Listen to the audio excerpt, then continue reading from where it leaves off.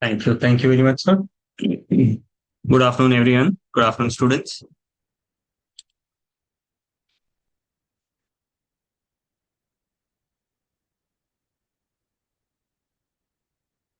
Welcome again to the exemptions chapter. So, what we have learned in chapters or in class one and class two in terms of exemption is what are all the exemptions available and what are all the major expenses, right? So, we have covered all the expenses, all the major expenses, I would say, in class one and class two.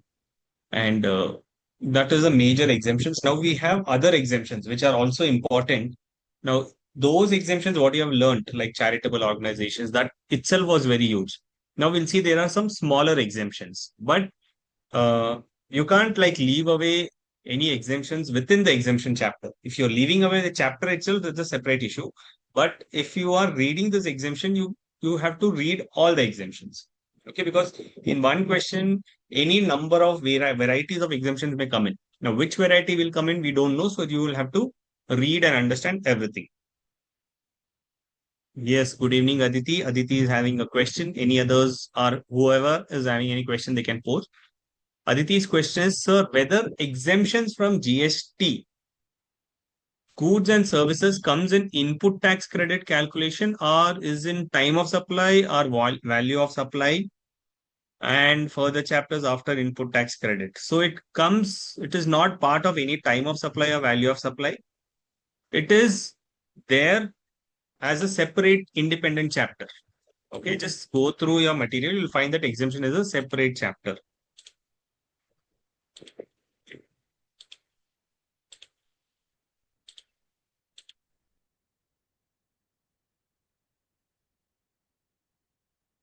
Okay.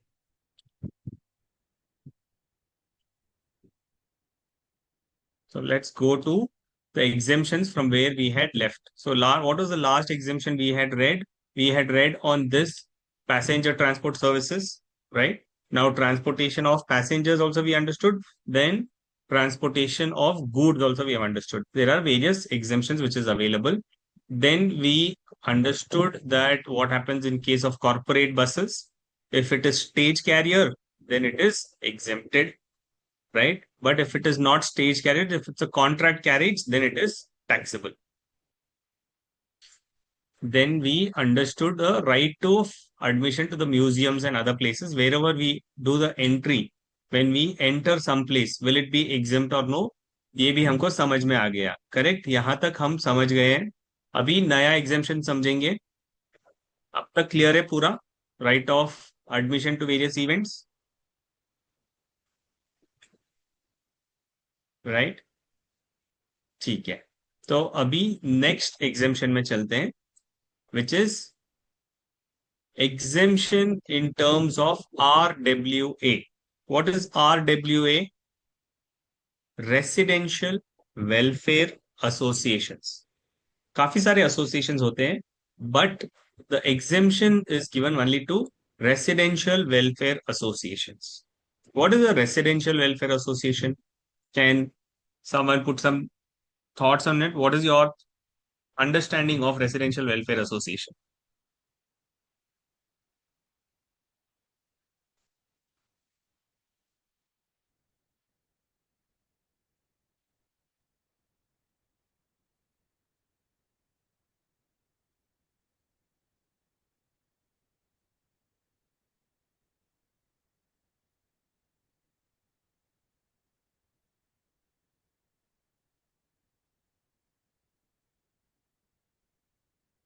Yeah, anyone? Just a guess, not be right or wrong. Just guess.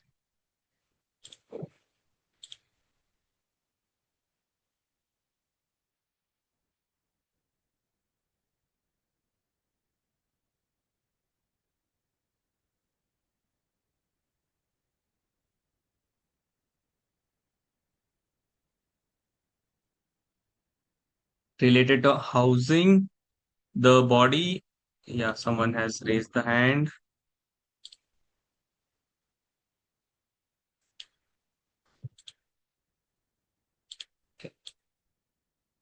The body authority which is responsible for the welfare of the people residing in a particular society. Yes, that's a proper, I would say, a practical answer what you have given in terms of your understanding. Yes, that is the exact the body or authority which is responsible for the welfare of the people residing in a particular housing society or township.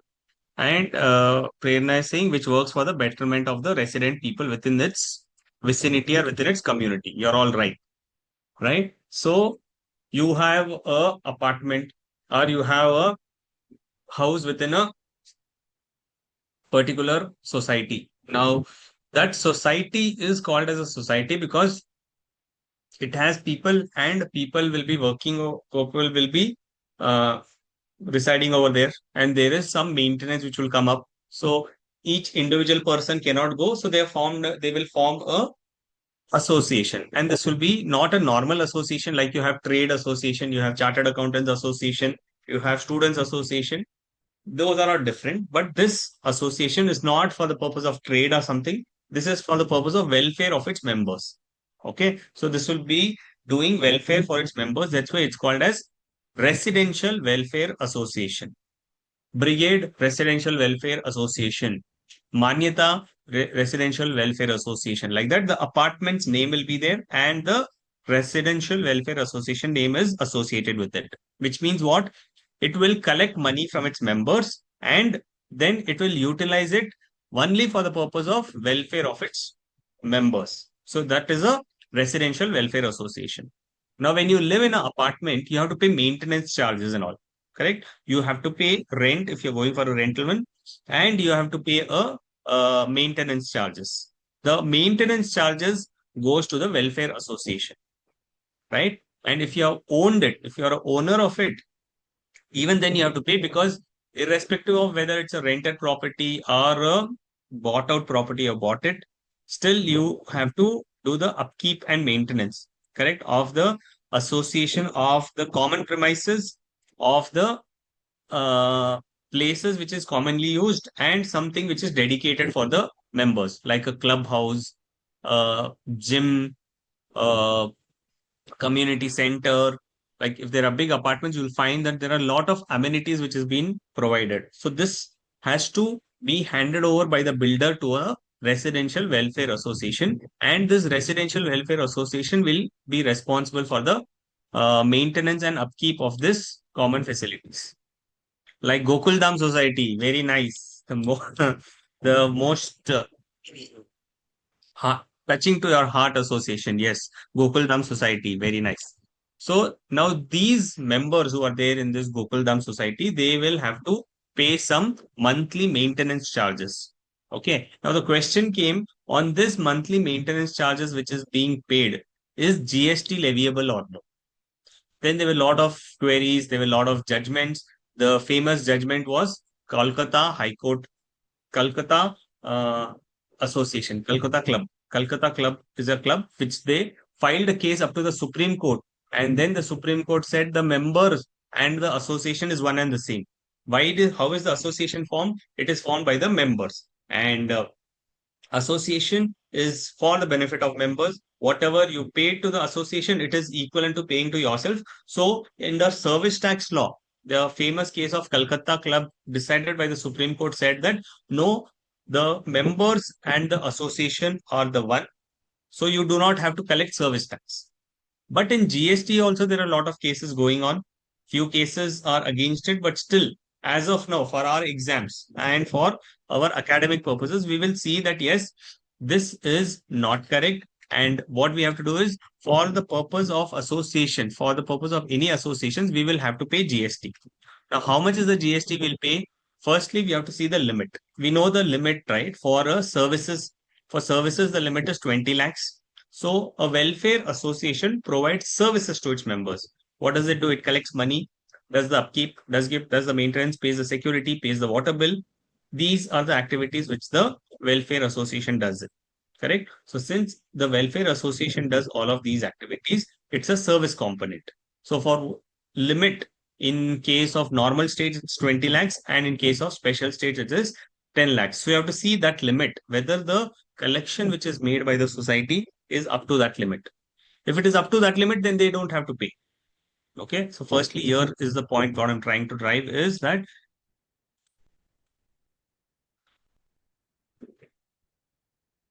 if the limit is 20 lakhs in the state, say we are going with the state where the limit is 20 lakh rupees. If the total collections, that is the annual turnover of the Residential Welfare Association is less than 20 lakhs, then if our maintenance, the monthly collections, if it is less than 7,500, then there is exemption. If the collections is more than 7,500, then also there is exemption. So if it is less than 7,500, then also exemption. If it is more than 7,500, still it is exempted because your turnover itself is below the limit. Okay. Now, next aspect is whether the turnover is more than 20 lakhs. Yes, in this case, first case over 20 less than 20 lakhs, no GST to be collected, fully exempted. If it is more than 20 lakhs, then you have to again see two criteria. This criteria is for registration. Now, for the Residential Welfare Association, इसके लिए दो criteria है. One is 7,500. So if you are collecting from anybody more than 7,500, then the exemption is not available. GST is payable on this. But if the collection is less than 7,500, then exemption is available. GST will not be payable. Okay. So a collection of a welfare association has to be seen. Do they collect from the members 7,500 rupees and above? Yes. They are collecting monthly from each member 7,500 rupees. Then GST is payable. But before that, you have to see whether the all the collections for the year all put together will it cross 20 lakh rupees. If it crosses, then the second question comes. If it crosses 20 lakhs, then come to the second question saying that yes, it is less than 7,500 or more than 7,500. If it is less than 7,500, exempted. If it is more than 5,000, 7,500, it is taxable. And if the turnover itself is less than 12 lakhs, then the values doesn't matter, fully exempted. Turnover as per definition of GST. Yes, turnover will be turnover as per definition of GST, which means the total turnover, annual turnover, which is the all the collections what you make, all the total collections, exempted turnover, taxable turnover, everything.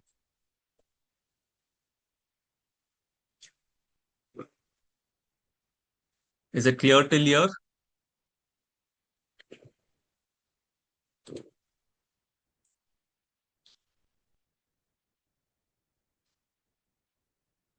कि जो भी association है, association का जो collect होता है, तो उसके ऊपर जीएसटी लगता है.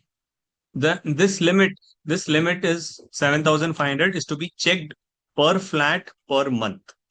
Per flat per month we have to check this limit. ठीक है. So if it is cleared, now let's take an example and try to understand this. There is a Adarsh Residential Welfare Association. Okay. Now this Adarsh Residential Welfare Association has 20 flats. Okay. It has within its limit 20 flats and it collects from its members based on the size, because some big flats are there, some small flats are there. So based on the size of the flats, the association collects the rents. So it has 5 flats for which it collects 6,500 rupees per month. For another 5 flats,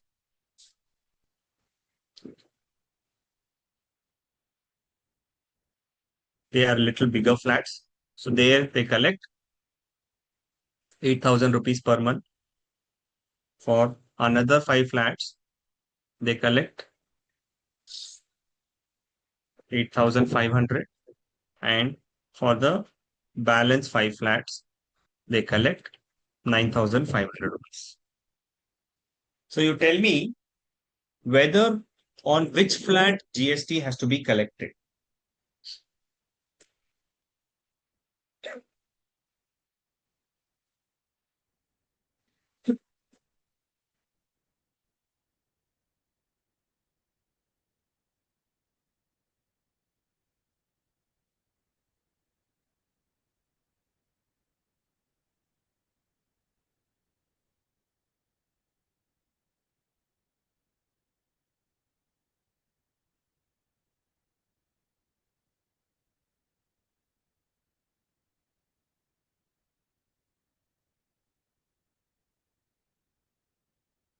Teyasumi is saying for flat second, third, and fourth. Okay, we have to collect. Okay, so this is first category. This is second category. This is third category. And this is fourth category of flat. And Shamli Sharma is saying, what is annual turnover? Okay, you have to. The answer is already given. Kavi Ravi Gupta is saying, as usual, on the flat 2, 3, and 4. 2, 3, and 4, everybody. Prerna. What is the labor contract for single use, unit and multi-study? I'll tell you after that. After this, just answer the questions what has been asked now. Other societies more than 20 lakhs. You have to tell me that. मैंने तो जो turnover है वो दिखा दिया आपको. If Kabirjit also is staying, if the turnover, so this is the turnover. You calculate the turnover, right?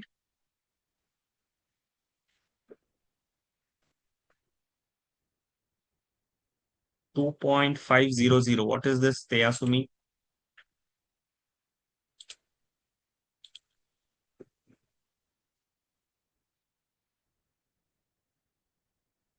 GST to be collected annual turnover of RWA more than 20 lakhs. First category will be exempt because less than 7,500. Answer is wrong. No, the answer is wrong. All except one. Wrong. Flat 2, 3, and 4. Wrong. 2, 3, and 4. Wrong. Maintenance monthly or yearly. This is monthly maintenance. Everything. Okay. Collects monthly maintenance from members.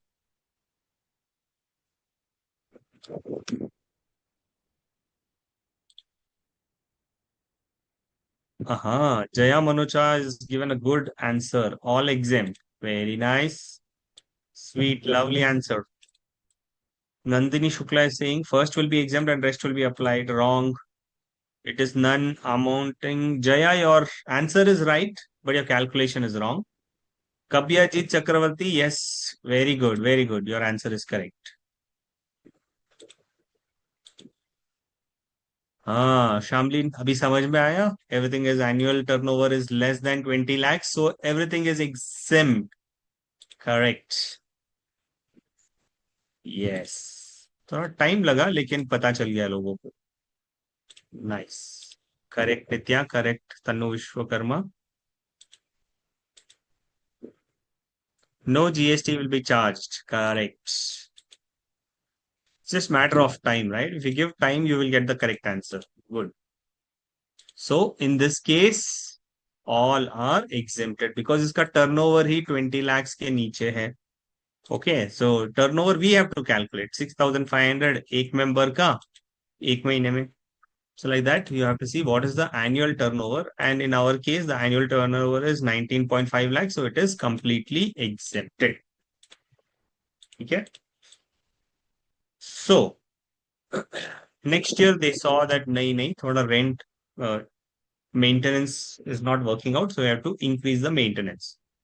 So they come up and increase the maintenance charges by 500 rupees for everybody.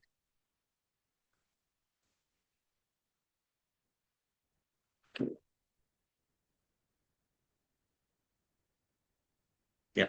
In this case, what will be the from whom they have to collect the GST?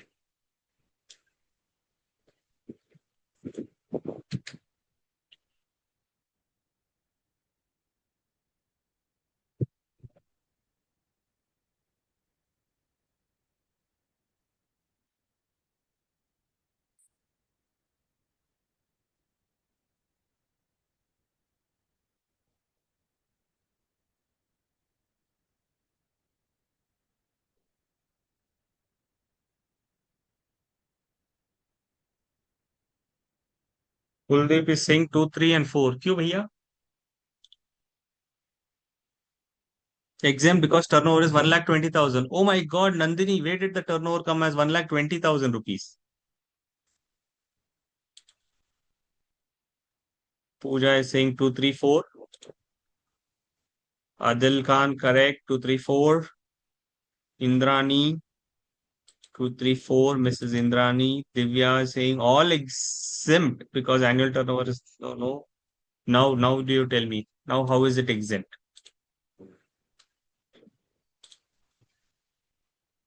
More than turnover exceeds 20 lakhs. Yes,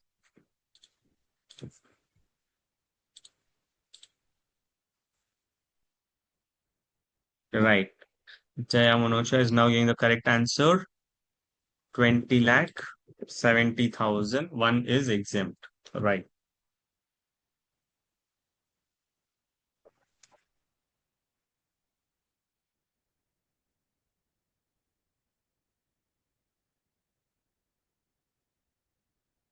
Hello. I am in class.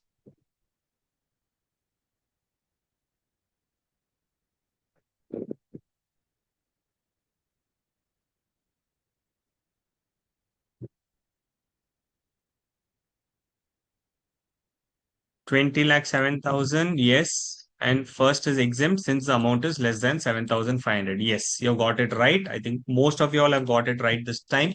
That yes, the annual turnover is 20 lakh 70,000, which is crossing 20 lakhs.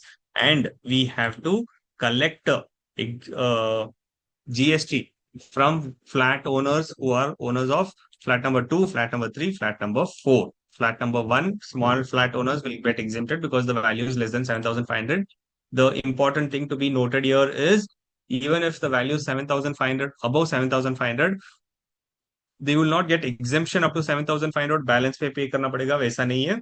On the whole value, you will have to collect the GST.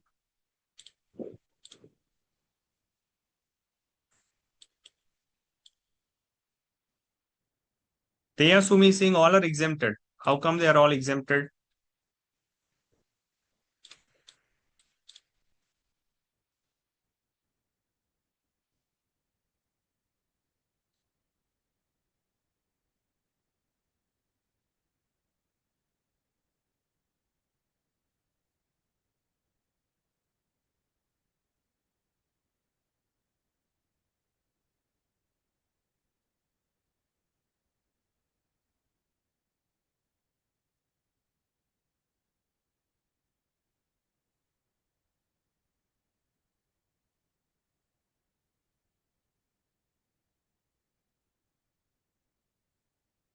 Now tell me, Teyasumi, what is the correct one?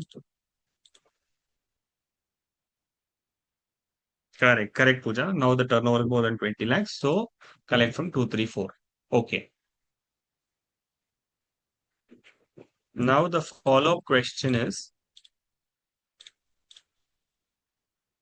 this is the collections. ठीक है, नया values मैंने डाला था 8,500. Okay, this I've already questioned.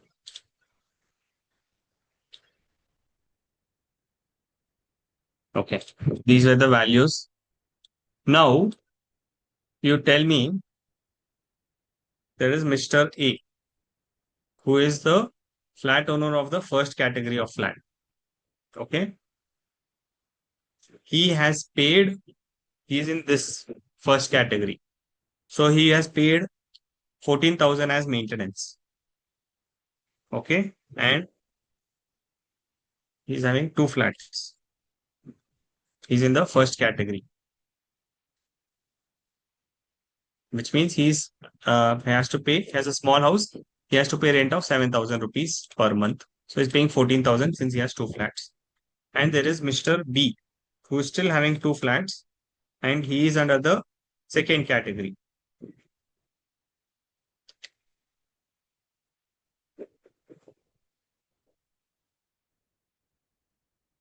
He will pay how much? 17,000 rupees. So, will you now collect GST from Mr. A and Mr. B?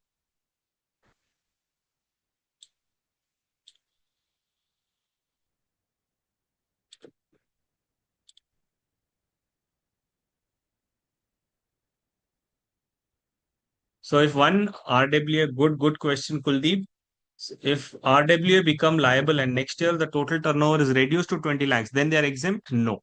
So, the Once you are registered, so the limit is for registration. We know the limit of 20 lakhs and 40 lakhs is for registration. So if they become registered, then you will not see the limit every year. एक बार registered हो गए, तब आपको previous year turnover, current year turnover देखने की जरूरत नहीं. Very, very, very valid and amazing question. That yes, अगर मैं एक बार register हो चुका हूँ, I've crossed 20 lakh rupees, and next year my turnover falls below 20 lakhs, will that be exempt? No. Once you are coming under the GST net because you have crossed the 20 lakhs, फिर आपको पे करना ही है. Then you have to see the limit of 7,500 only. बस.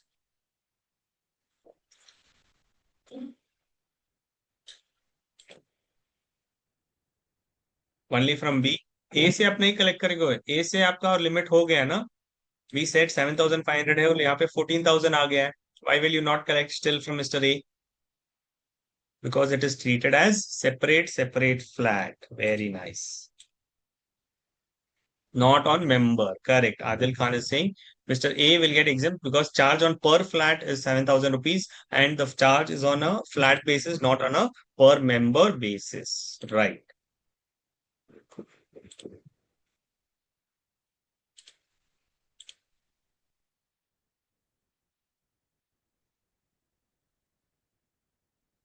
Correct.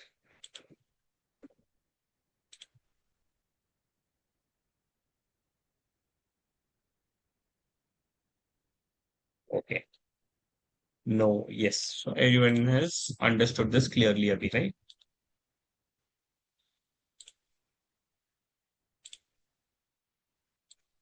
Okay. So that is what is the meaning of this. The limit of 7,500 is to be checked per flat or per month, not per member. Next is legal service RCM तो आप समझ ही चुके हो. Next exemption is on legal service. So what legal services? I think we have discussed this. That no legal service हमने discuss नहीं किया because reverse charge mechanism we had discussed that services of a legal lawyer advocate. Okay, these are the suppliers. If he's an individual advocate or a firm of advocates, or if it's a senior advocate or a arbitral tribunal. These are the suppliers, right? It could be an individual advocate or a firm of advocates, or if it's a senior advocate or an arbitral tribunal. If these are the suppliers and the receiver is an individual advocate or a firm of advocate, so one advocate can provide services to another advocate. So that service by an individual advocate to another individual advocate is exempt. From a individual advocate to a senior advocate is exempt. From an individual to a business entity whose gross receipts are under the specified limit, which is the threshold limit, still it is exempt. Be careful. And the services by an individual advocate or a firm of advocates to a business entity who's exceeding the threshold limit, there it will be 18% payable by the receiver. You have understood the reverse charge, right? क्योंकि reverse charge नहीं समझ में आया तो ये table आपको समझ में नहीं आएगा. And this table you will not find it anywhere in the material. They are all written it in the various parts, but I have clubbed it because you should know the linkage between exempted and taxable, and within taxable also reverse charge. So to get to know what is the difference between reverse charge and exempt services, this table has been prepared for you.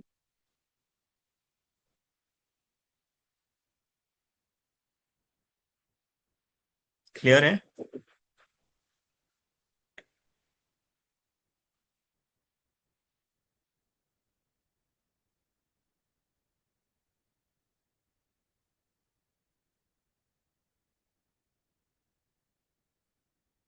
ठीक है. So an individual advocate providing to all of these people will be exempted except to a business entity. सभी table में आप देखेंगे most of the thing will be exempted except here. I will tell you that. But otherwise, when you take any services from a advocate, suppose आपका जैसे one of my student was there who was attending the sessions, and when it came to final examination, she had written the final, the not final, intermediate exam she had written. After that, they did not give her results. The results were withheld. Then she had inquired at the board of studies saying, why is my result withheld and things like that. She had written a letter and they said that they will give you a copy of the papers. So based on that, your results are withheld. So when she saw, she had written some name of a god on her paper. So that is not permitted. And see, the Board of Studies is so very strict on small things also that they said, no, your results are withheld. You are disqualified. You have to write this exam again. But she got angry, saying that why is this? So she appointed a lawyer. So now she appointed an advocate and she said she had to fight for a case with against the institute, saying that why should I be withheld? So she appointed an advocate. Now, will the advocate charge GST to her or no? Or should she pay GST under reverse charge or no?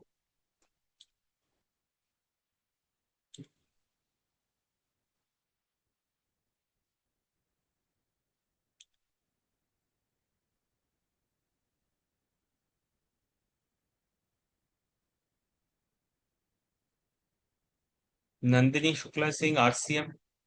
No, sir, not charged. Shamli Sharma.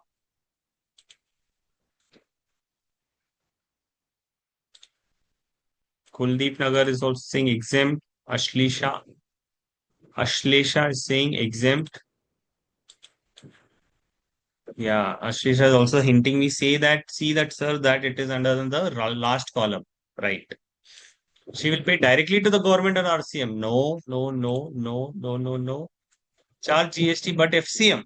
Oh, no. Senior advocate. No, no, no. She's gone to a normal advocate because you cannot approach the senior advocate directly. You have to go to a individual advocate and the individual advocate will approach the senior advocate.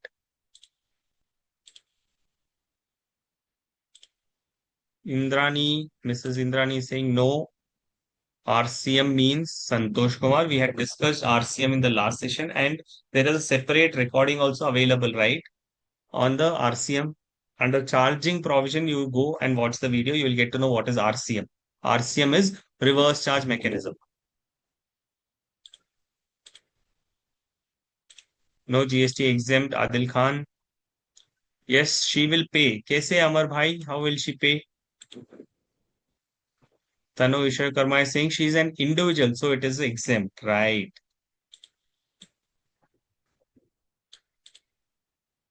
Meda Sen is saying yes, exempt hai, exempt hai, right? Right. Any other person is exempted because they have said individual providing to any other person, which means an individual who is a unregistered person कि कुछ personal case के लिए आप जाते हो advocate के पास वो आपको जीएसटी चार्ज नहीं करेगा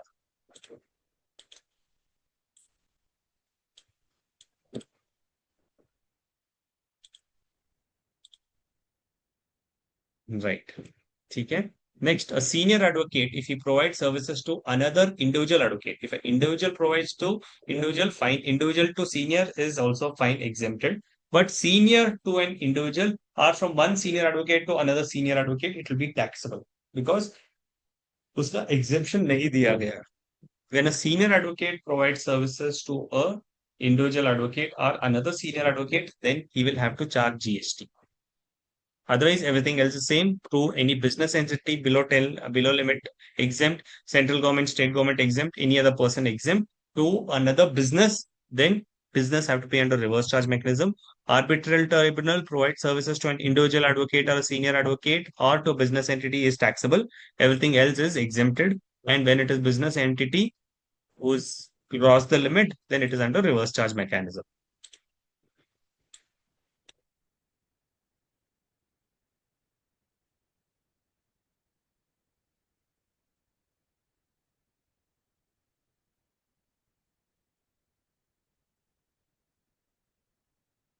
Clear?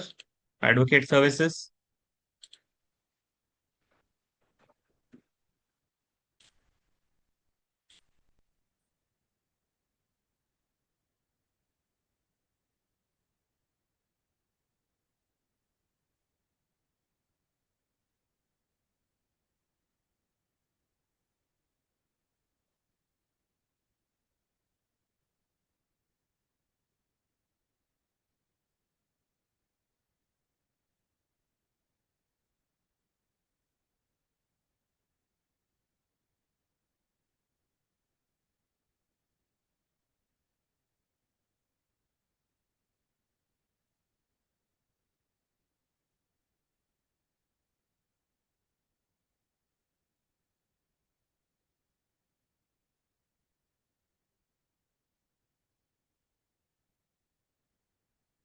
Government and any other are exempt in all cases, correct, when they are recipient. You're right.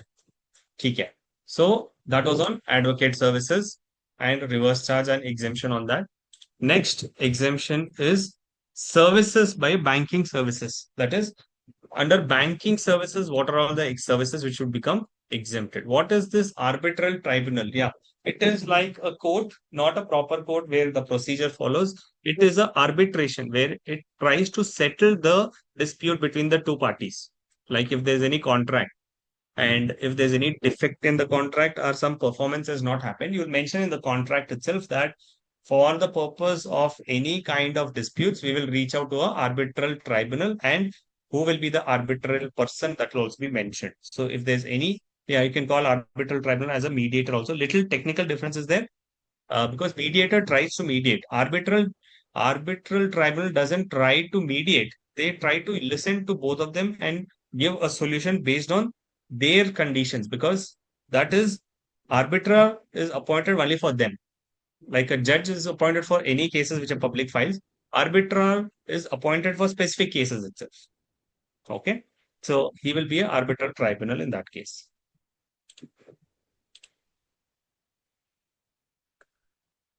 Thank you, Harsh. If it is very understandable, I'm very happy because I thought the chapter itself is so big. So my slides also, if you receive and if you go through during your exams, that will be very helpful because it's a fast reading mode also.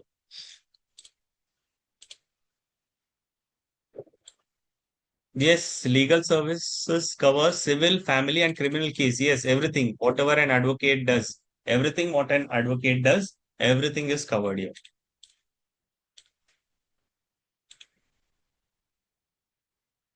Okay. So next, moving on to the exemption in terms of a banking services.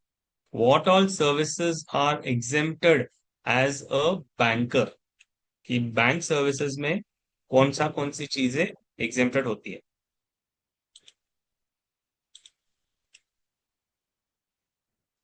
Services by reserve bank India पहले exempted था, अभी exempted नहीं है. Now any services which the RBI provides to the bank and charges, it has to pay GST because RBI is also one of the government departments. So specifically the government में ये नहीं आया है because it is services provided by the government, and there also we have a limit of how much, 5,000 rupees. So if you're getting any services from the RBI and they're charging 5,000 rupees, then no GST. Above that, GST would come in. Okay. Then services by, so RBI ka services will be taxable generally unless it is below 5,000 rupees. Then services by way of extending of deposits, loans or advances in so far as the consideration is represented by way of interest or discount. जैसे bank के पास आप deposit रखते हो, it will charge you interest, it will pass on interest to you, or if you default in their loans or something, you have to pay interest. Okay. On that, there is no GST. On interest portion, there is no GST. Then, but banks also provide credit cards. Or credit card पे जो interest है, it is like a penal interest. It is not a facility which is given to you. If it's a facility given for extending loan and they are being charged, then no GST. But credit card is like a amount paid by the banker on your behalf. They will pay and then collect from you at the billing cycle, at the billing period. So if you default that, that is different. That will be treated as different than the normal thing. So interest in credit card will be taxable, but interest on banking services is exempted. Then inter-say sale or purchase of foreign currency amongst banks or authorized dealers. So from one bank to another authorized dealer, from authorized dealer to a bank is exempted. But when we purchase currency, that is not exempt. That will be taxable. Okay.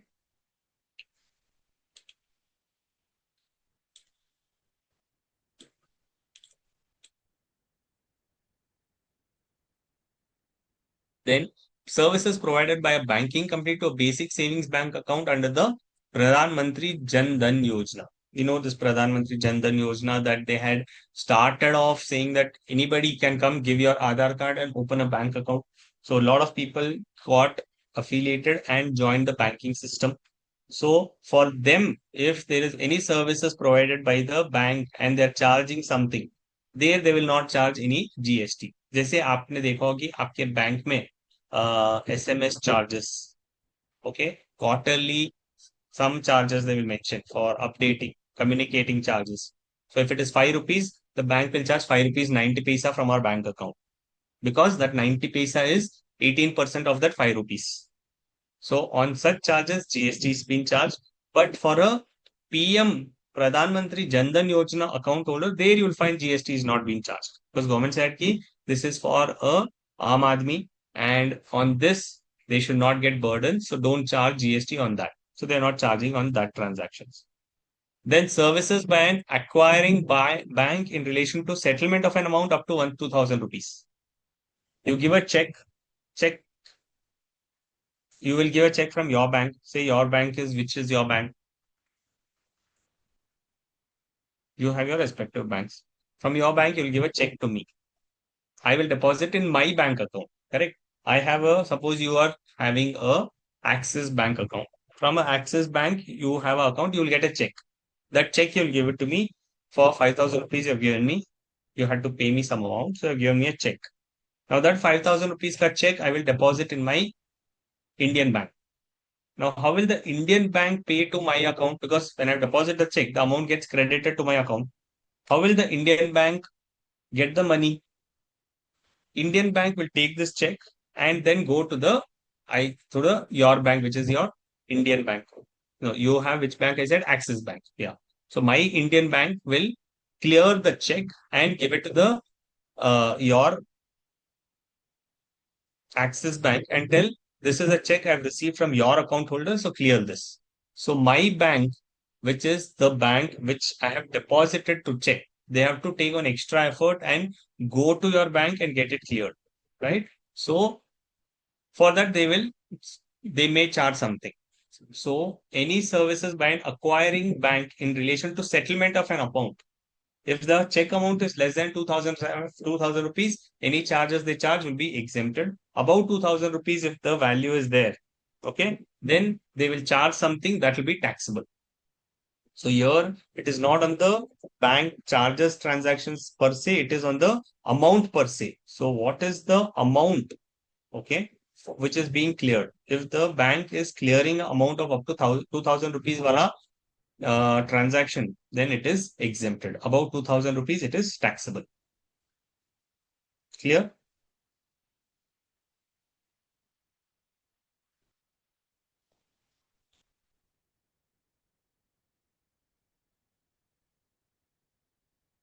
Even with same bank? No, with the same bank, there is no charges. Good question, Kuldeep. So with the same bank, there will not be any charges. Next is service fees, service charges, fees, documentation fees, brokerage charges. जैसे आप DD लेते हो तो documentation charge लगता है, service charge लगता है.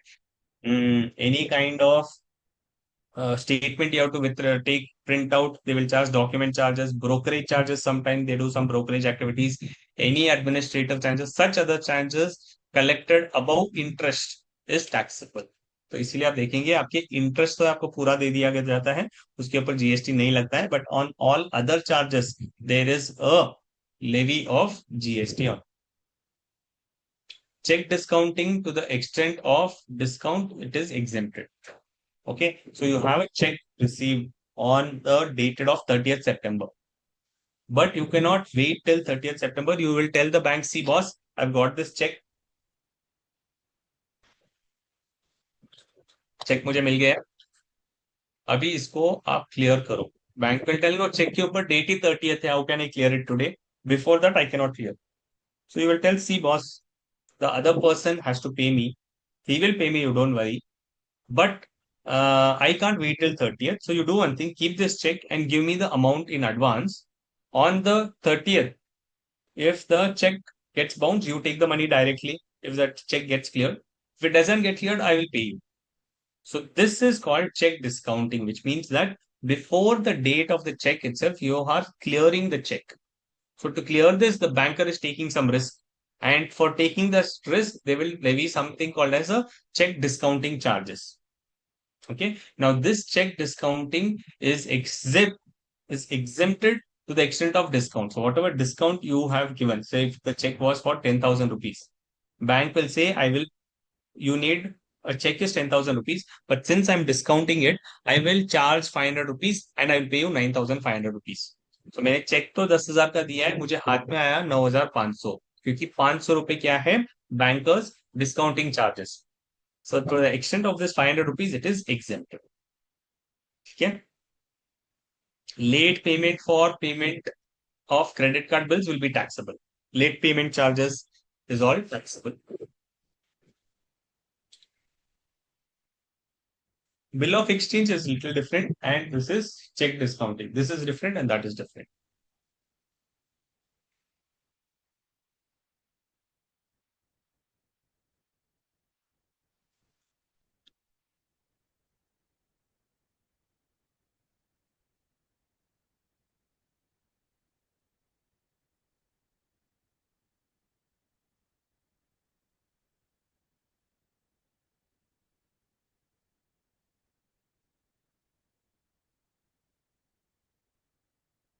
Late payment for credit card bills is taxable. Penal interest charged from the customer. There is a circular 102 which says that.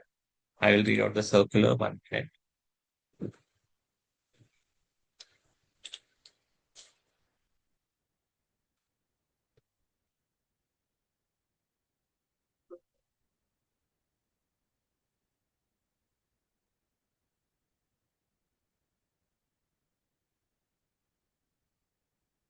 We'll see to that circular. I have a slide for that, then we will understand that.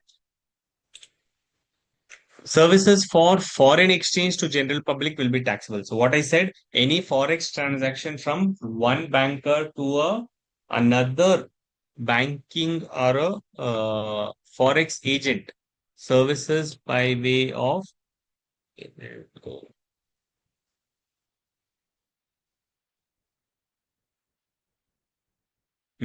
inter se sale or purchase of foreign currency among banks or authorized dealers of the foreign exchange, or among banks and such dealers are exempted. So which means that any forex transactions between a bank and a customer, okay, any exemptions only for amongst banks and other authorized dealers and such dealers, which means that foreign exchange to general public is taxable. Okay, now that circular 102. What is that circular 102 बोलता है? It simply says that any interest, will it be exempt or no? Suppose you take a scenario. X sells a mobile phone to Y. The cost of the mobile is 40,000 rupees. Now, X gives Y an option to pay it in installment, saying that boss, आपको mobile लेना है, आप instalment में दे दीजिए अगर आपके पास पूरे पैसे नहीं है. So he agrees for 11,000 rupees per month. As per the contract, if there is any delay by Y beyond the scheduled date, then Y will be liable to pay additional interest. कि आपको monthly installment देने के लिए बोल दिया है, मैंने mobile तो आपको आज ही दे दिया है. You have to pay me interest or monthly 11,000 rupees. If you do not pay by 11th, you will be levied a penal interest of rupees 500 rupees per day.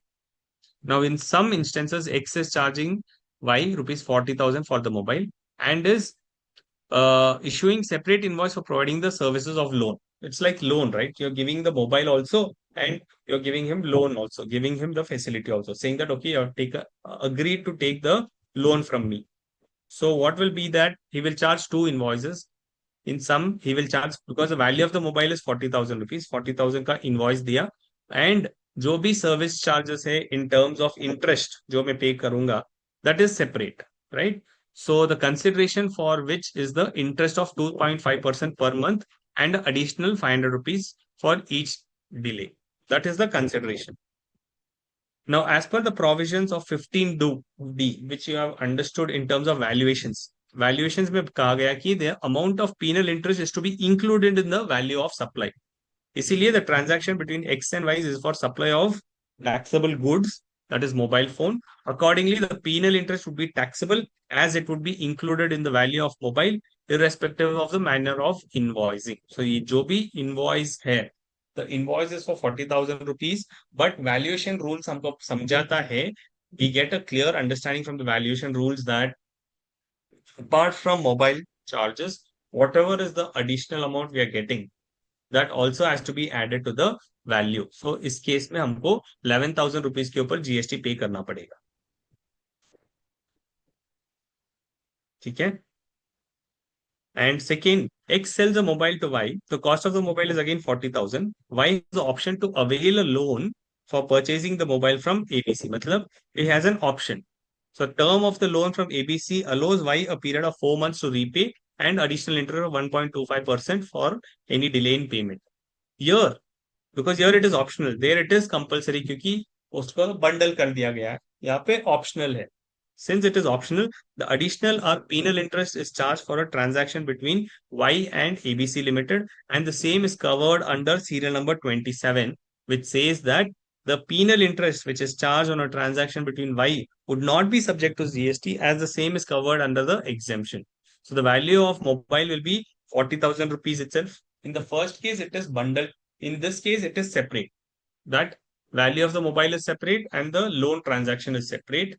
So GST will be charged only on 40,000. On this interest, it will not be charged. Clear है ये example में? This is what we were discussing on this circular number 102. So based on your contract, if you have a composite contract, then penal interest will be added up for the GST. As it says, the penal interest would be taxable as it would be included in the value of mobile. But if it is not, if it is not added, if it is separate transaction, if it's a separate transaction, then it will not be added.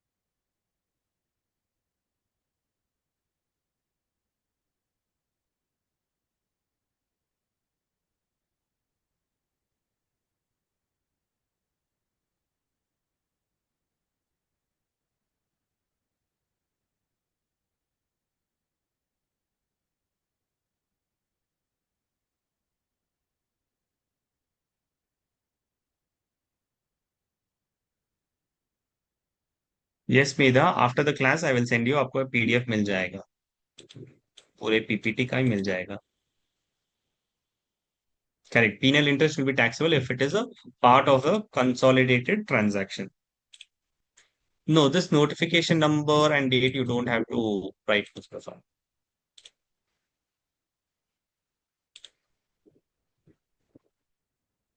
Next exemption is life insurance services. Now to life insurance and health insurance fully exempted from this 22nd. But before this, because the relevant part for us is not all life insurance are exempted, only specified life insurance will be exempted.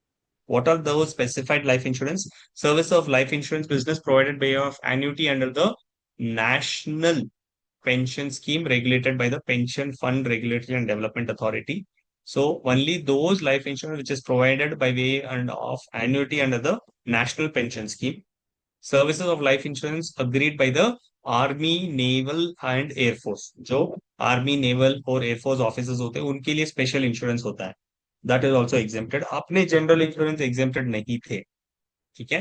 Then service of life insurance provided by the naval group insurance, वो भी एक अलग है for the coast guard person. ये normal army navy air force के लिए हो गया, और कोस्ट गार्ड वालों के लिए अलग से इंश्योरेंस था. ऑन दैट ऑल्सो सिर्फ प्रीमियम लगेगा, जीएसटी नहीं लगेगा. Then service of life insurance provided or agreed to be provided by the Central Armed Police Forces. Okay, जो सेंट्रल आर्म्ड पुलिस फोर्सेस होते हैं वो भी देश की रक्षा ही करते हैं. So they that insurance also will be exempted.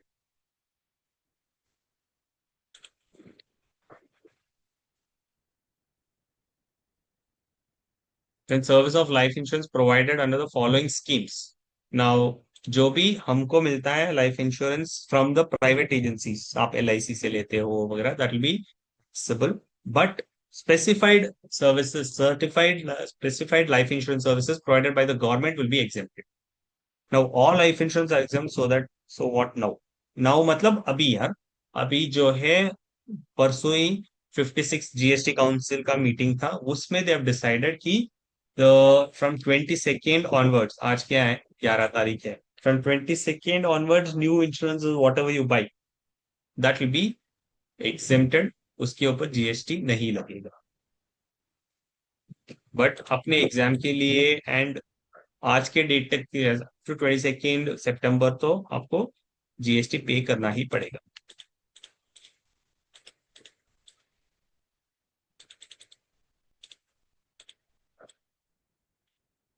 ठीक है. Service of life insurance business under the following Janashree Bima Yojana. Current account holder as a OD. If they withdraw more than that amount with their in account, is GST applicable on interest charges? In good question. So yes, it will be applicable because they have so said interest on the savings account itself. So on the current account, no, but it is extending loan, right? They've said extending of loan by the banking company will be exempted, so that will be exempted.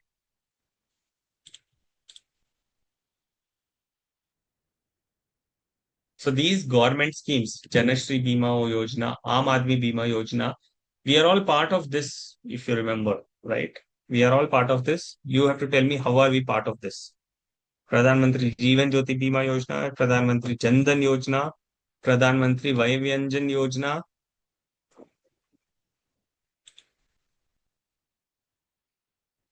Insurance related to poll is exempted, yes. If you see in your bank accounts, yearly there is a deduction of 33 rupees and some 230 rupees. These are part of that. That is Aam Aadmi Bima Yojana and Pradhan Mantri Jeevan Jyoti Bima Yojana, wherein our accounts are being deducted on a yearly basis. These are the insurances which has been deducted.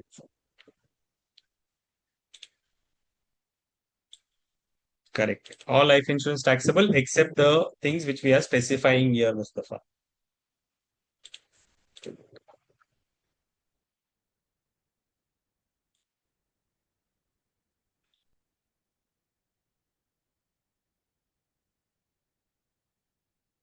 Yes, 1 rupee per month. So total 12 rupees annually होता है. Correct.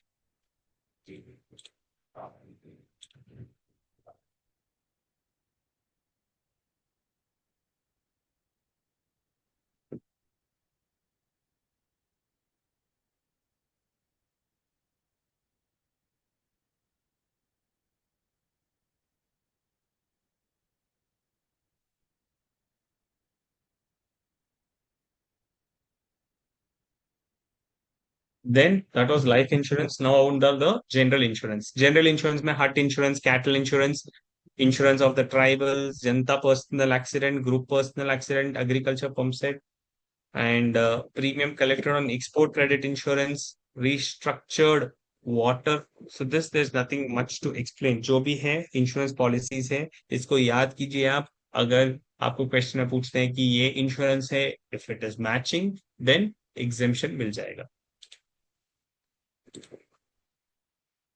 Property insurance taxable.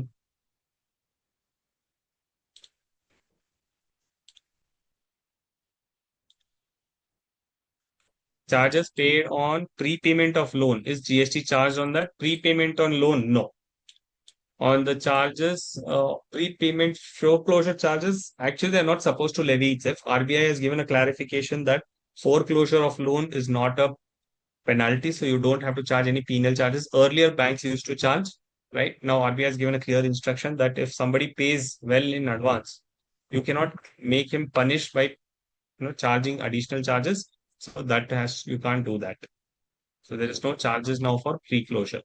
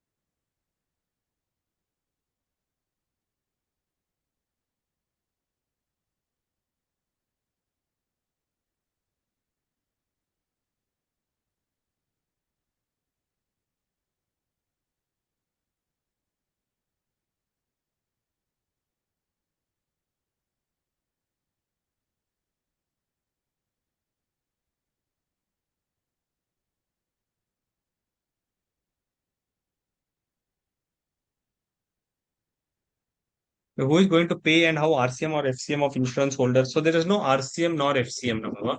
Who is the insurance? The insurance is the service provider and the insurer is the service receiver. So the company, insurance company is the service provider. They have to charge.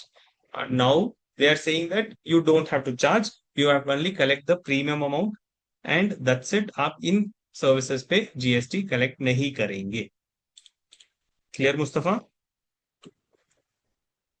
All government insurance are exempt. Correct. Looks like that because hut insurance, cattle insurance, all of that is government run insurance companies. और भी list है that these are the insurance की जिसपे आपको life insurance और health insurance सभी के ऊपर exempted है.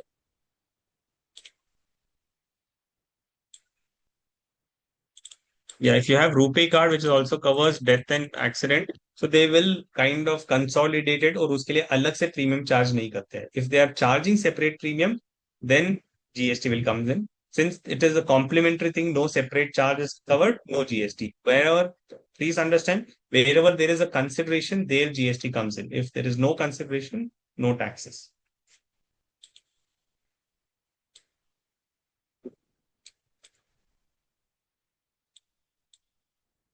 Sir, health insurance or which services? Health insurance, which services means? What is your question? Health insurance are you're saying like educational services, healthcare services. No, this is separate only. It's an insurance service. It comes under insurance service. Doesn't come directly under healthcare. Okay, all of this agricultural insurance and other health insurance are all exempted. Now, services by specified bodies, right? We have specified bodies like for coal mines, we have coal mines PFO. For the employee state insurance, you have ESI department. For the provident fund, you have employees provident fund organization. And national pension scheme is run by a NPS. And IRDAI stands for Insurance Regulatory Development Authority of India. For shares which are listed, you have SEBI.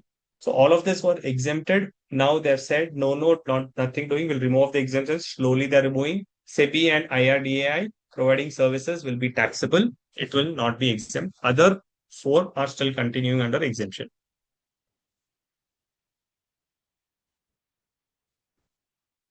This is very important. Renting services. Okay. Do you know about renting services? I think at some other forum I had discussed on renting services.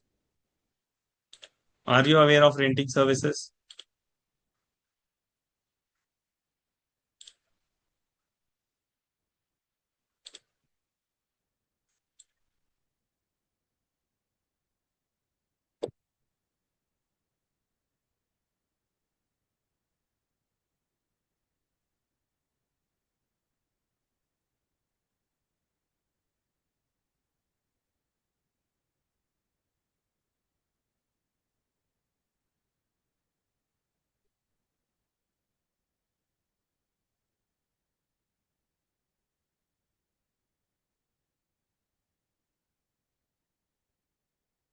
Rent a car or hall or marriage? No. Providing land or building for functions? No.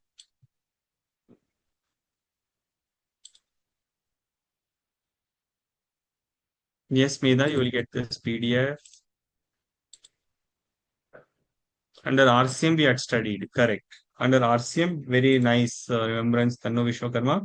That yes, under RCM, we had discussed on this. Okay. What does it say? It says that when a residential thing, अगर आप घर के ऊपर GST charge करोगे तो ये नहीं होगा. Not giving operation fees. That is a commercial rental. Here it is residential rental services. So what does it say is अगर आपके पास रोटी कपड़ा मकान, ये तो बेसिक है. रोटी है तो उसके ऊपर जीएसटी नहीं है. कपड़ा है, ठीक है, थोड़ा उसमें भी एग्जेम्पशन है कि अगर आप 1,000 रुपए तक के कुछ गारमेंट्स खरीदते हो तो अब एग्जेम्प्ट होता है, उसके ऊपर टैक्सेबल रहता है. सो रोटी कपड़ा. अब मकान, मकान के ऊपर जीएसटी आप नहीं डाल सकते हो क्योंकि भाई मकान तो बेसिक रिक्वायरमेंट है. आप इसके ऊपर जीएसटी चार्ज करोगे तो मेरा भाड़ा बढ़ जाएगा. Right, my rental expenditure will increase, so you cannot levy actually GST on it, right? So government is saying no, directly we will not levy anything, but indirectly we have found a way. Residential dwelling means जहाँ पे हम रहते हैं, that is residential dwelling. So firstly, there is an exemption which says that services by way of renting of residential dwelling for use as residence, okay, except where the residential dwelling is rented to a registered person. तो क्या करते हैं लोग कि हाँ ठीक है, देखते हैं कि रेंटल के ऊपर एग्जेम्प्टेड है, तो फिर क्या करते हैं, रेसिडेंशियल रेंट लेके ऑफिस बढ़ा लेते हैं और उसके ऊपर जीएसटी पे नहीं करते हैं, because on residential renting it is exempted. Since the government saw that a lot of people are taking loopholes, are founded out as a loophole from this, तो इसीलिए क्या करेंगे, what we will do is residential dwelling के ऊपर directly landlord GST charge करेगा, ऐसा हम नहीं बोल रहे. लैंडलॉर्ड जीएसटी चार्ज मत करो, लेकिन अगर आप किसी और को दे रहे हो, जैसे मेरे घर के लिए मैं खरीद रहा हूं तो no GST because it's residential dwelling. But if I buy a residential dwelling and use it for my office, okay, how will I use it for my office if I'm registered? So if when I buy a residential dwelling, except where the residential dwelling is rented to a registered person, तो फिर exemption नहीं मिलेगा. अगर registered person है, जैसे company है, private limited है, वो कंपनी है, प्राइवेट लिमिटेड है, पार्टनरशिप फॉर्म है, एलएलपी है, it is not an individual. So if it's a registered person, so अगर मेरे पास एक लैंड, एक जगह है और I give it on rent to a company और a LLP, then that company and LLP who is registered, they will have to pay GST. ठीक है. Now individual, when we say, when it is given to a person who is registered, I am an individual, I am registered under GST, लेकिन मैं घर पे भी रहता हूँ. Might be my office is separate and house is separate. Now since you are saying that services by way of renting of residential dwelling to a registered person, मैं registered person हूँ, लेकिन मैं मेरे घर के लिए जीएसटी क्यों पे करूँ? Right, that's why they've added this explanation which says that for the purpose of exemption of this entry shall cover services by way of renting of residential dwelling to a registered person where the registered person is a proprietor of a proprietorship concern and rents the residential dwelling in his personal capacity. Okay, which means if I'm using it in my personal capacity, then GST मुझे पे करने की जरूरत नहीं है, and such renting is on his own account and not that of a proprietorship concern. मतलब अगर एक इंडिविजुअल है, वो प्रोप्राइटरशिप बिजनेस चलाता है और वो पर्सनल यूज के लिए घर भाड़े पे लेता है, then on that he need not pay. लेकिन वो अगर रेसिडेंशियल रेंट लेके वहां पे बिजनेस प्रोपराइटरशिप चलाता है, देन ही हैज टू पे GST. Okay, if it's a pure house which is not use for his business, he will not be burden, उसको बर्डन नहीं लगेगा. समझे हो यहाँ पे? देन एक्सप्लेनेशन टू भी पढ़ लीजिए. This will not get covered accommodation services for students in student residential और accommodation services provided by hostels, camps, paying guest accommodations and like, उसके ऊपर भी this exemption will not apply. अलग से exemption है, वो अगले में देखते हैं. तो यहां तक क्या है? रेसिडेंशियल रेंट के ऊपर जीएसटी नहीं लगेगा. फर्स्टली. सेकेंड, लगेगा when the recipient is registered. Third, फिर से नहीं लगेगा if that registered person and is an individual and he is using it in his personal capacity. Clear यहां तक? Wherever the registered person has to pay, it will be under reverse charge mechanism.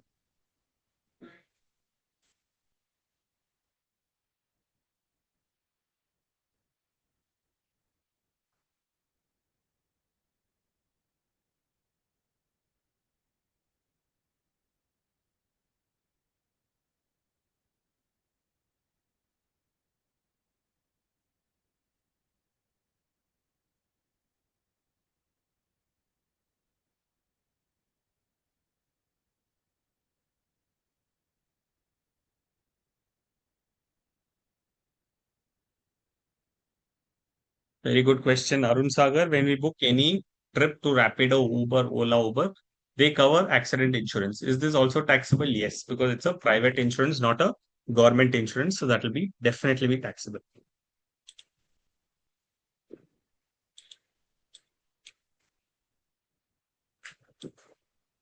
Here it's RCM. Yes, the जो taxable है for a registered person, it is under RCM only.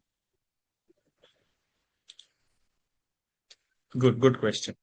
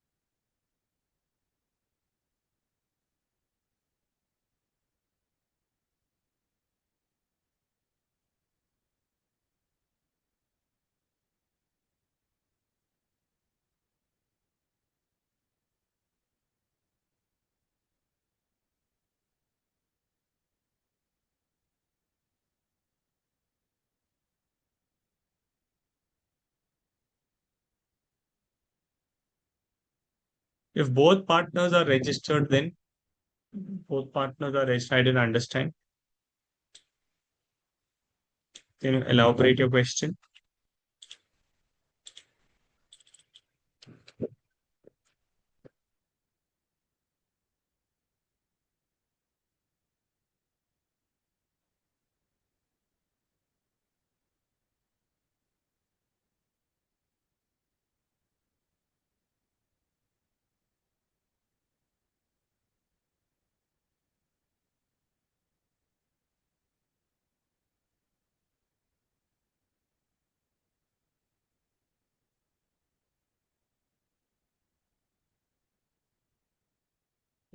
So renting के ऊपर basically नहीं है, लेकिन अगर renting is taken for business purposes then it is under reverse charge mechanism. Then, next kind of renting related question is renting of residential dwelling either by a registered person or unregistered person for use as resident to unregistered person is exempt. Renting of residential dwelling for use as residence to a registered person other than a proprietor covered in the explanation, as well as renting of residential dwelling for commercial use is liable to GST, right? Commercial will always be taxable. But residential will be taxable only if recipient is registered. वो आप सोच लीजिए, अगर आपने commercial कुछ लिया है commercial building, which means which is meant for commercial use, on that GST is always there. Further, tax on renting of residential dwelling to a registered person is payable by the registered person under reverse charge mechanism, whether such residential dwelling is being used for commercial purpose or residential purpose. एक company है, उसके पास क्या है, foreign लोग आते रहते हैं, तो they've taken a apartment, okay, fully furnished apartment, service apartment, and given that to this employee. Will that be liable to GST or no?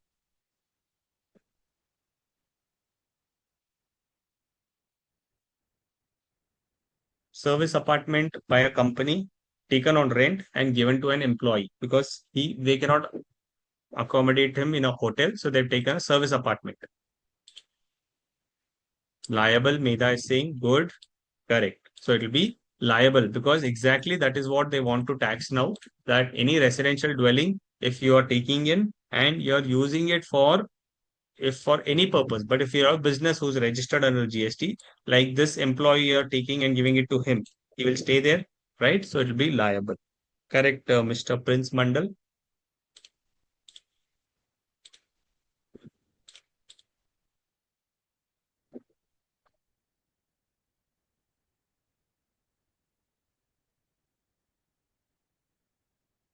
Building on given on rent for a school. Okay, that's a commercial purpose. So that building which you're given for school is a commercial thing. Other than residential जो भी है वो commercial हो जाएगा. School is exempted, I understand. तो building के ऊपर आपको GST पे करना ही पड़ेगा. As a service provider, you have to pay GST. School will pay it to you. You have to pay it to the government.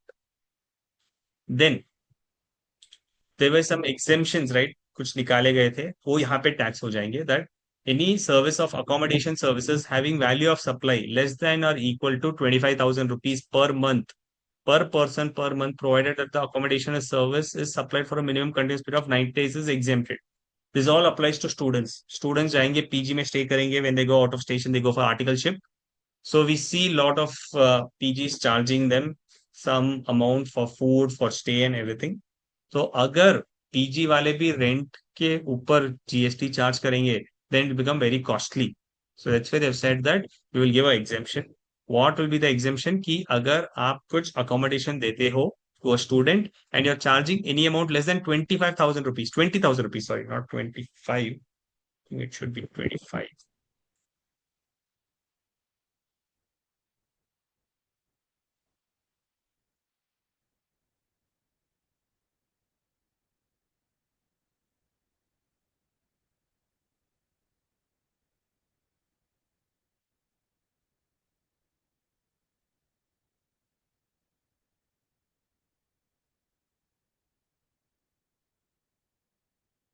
Okay, 20,000 rupees for supply less than equal to 20,000 rupees per month, then it is exempted. अगर PG का charges monthly 20,000 है, 15,000 है, exempted. अगर PG 25,000 है, 21,000 भी है, then it will be taxable. Provided that PG should not be like, okay, you can stay for any month. PG should have a condition saying that you have to stay for minimum 90 days. मतलब थोड़ा continuity होना चाहिए. Student ऐसा नहीं कि आया गया and you will not charge GST. Where it is for a continuous period, who's been staying there for a continuous period of 90 days, then then it will be exempted. And supply of service by way of providing metering equipment on rent, testing for meters, transformers, capacitors, releasing electricity connection, shifting of meters, all of this is exempted. That is for electricity distribution utilities वगैरह जो है वो charge करते हैं अपने घर पे, metre रहता है, मीटर चार्जेस सब लगाते हैं ना, that is all exempted.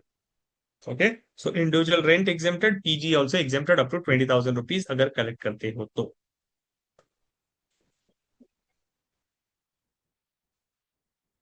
Okay, there are certain other exempt services. What we'll do is we'll take a break of 5 minutes here. More than 5 minutes ही हो जाएगा, ठीक है. So 7:25 we will come back and discuss the other exemptions. Yes, sir.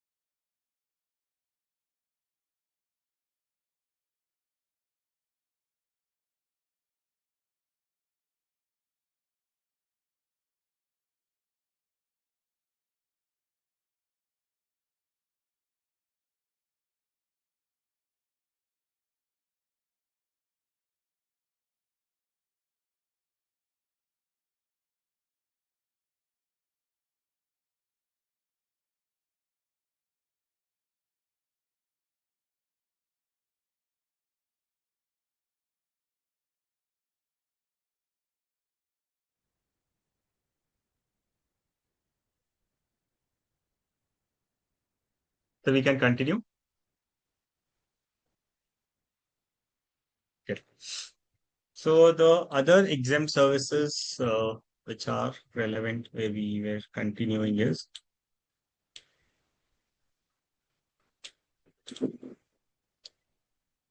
we understood this renting services. Next is on other exempt services wherein small services but very relevant is business facilitator. Business facilitator are a business correspondent or banking company with respect to accounts in rural area branch. Business facilitator and correspondence आते ही you should remember that क्या होता है earlier banks के पास customer नहीं होते थे तो they used to appoint people saying that you can be a freelancer, you become our facilitator or a correspondent कि आप बैंक को प्रमोट करो और बैंक अकाउंट ओपन करवाओ because opening a bank account, getting the ideology that you can open a bank account and keep your money there in villages was very poor. They never used to believe that, okay, we can give cash to somebody and they will keep our money safe. At least in urban areas where cities are there, it is easy to tell that, okay, you keep in a bank, that's the safest mode. But in villages, they never used to agree. So these facilitators are correspondents. They used to tell we will open the bank accounts. So if we open a bank for this few customers, few villages, few farmers who are uneducated, who do not trust, what will you pay us? So they will tell, okay, for each account, we'll pay 5,000 rupees, right? Let them come to the banking system. So for a normal bank account, if they open and the banker agrees that they will pay them, right, for opening a branch bank account, then they will get paid and that will be exempted if they open branches in a rural area branch. Urban area branch, if they pay, okay, there will not be any exemption. Relationship managers are different, Mustafa, because after you open your account, they'll do the transactions or they will be assisting to you. That is relationship manager. But this facilitators or correspondents open up the account itself. Okay. Then that facilitator or corresponding, if is getting any commission for opening a rural branch account, then it is exempted. If it is other than rural, it will be taxable. Any person who as an intermediary to a business facilitator or a business correspondent with respect to services. So it could be a facilitator or a correspondent or an intermediary itself to a facilitator or a correspondent because there could be various layers. That facilitator, that intermediary is also exempted, or a business facilitator or a business correspondent to an insurance company in a rural area. जैसे banking difficult है वैसे insurance also is difficult. So it is not an agent. They have not said agent. They have specifically said a business facilitator or a correspondence. Yeah, could cover agent also. So such facilitator or agents in rural area is exempted. When services provided to central government, state government, or union territory administration under any training program, service provided by the central government to these training companies, a training program in which 75% or more of the total expenditure is borne by the state government or central government or a union territory, then also it's exempted, right? Because it should be morely government sponsored, that at least 75% of the expenditure is borne by the government, matlab government schools, government colleges, government training institutes, then it is exempted. Then services of granting national permit to goods carriage, right? Goods के yellow board के लिए जो permit देते हैं उसके लिए charges, that is also exempted.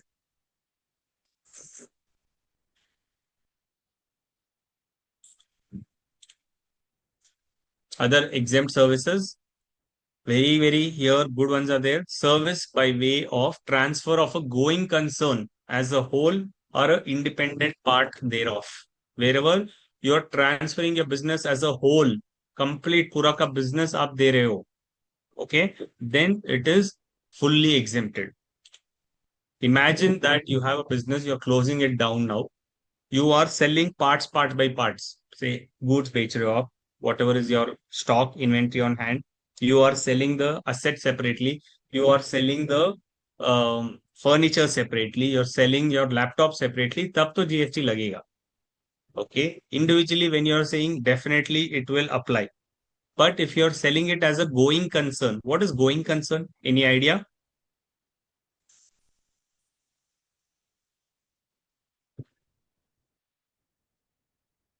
What is transfer of a going concern?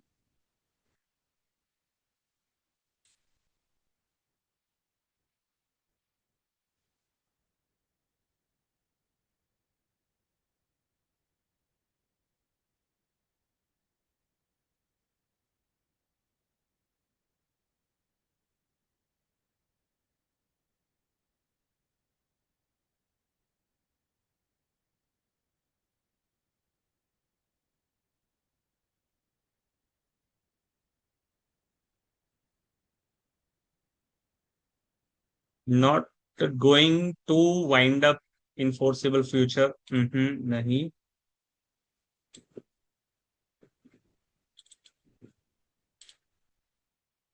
Business which is financially stable and can continue further. Mhm. Business which is not going to close.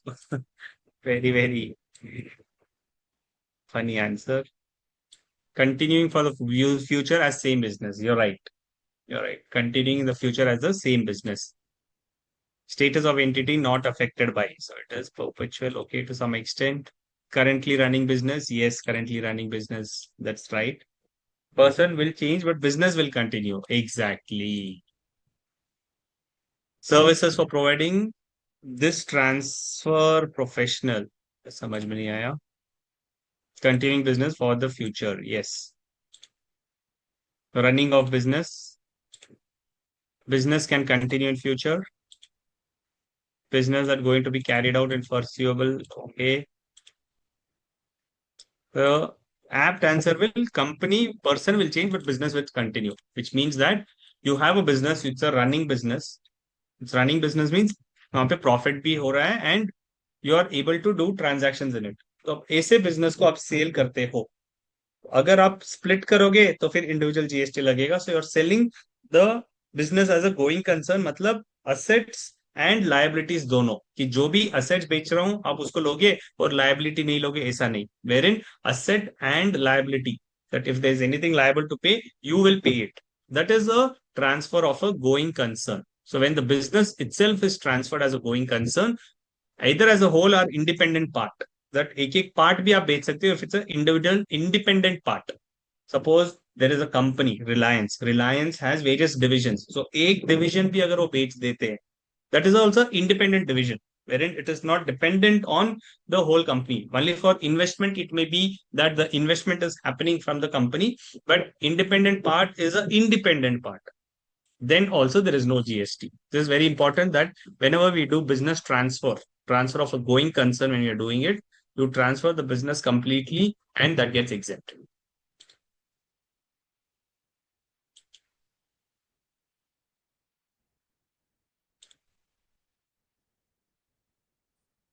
Continuous business irrespective of its members. Right. So when you sell your going concern, sell your business itself, then it is exempted. Supply of service associated with transit cargo to Nepal and Bhutan.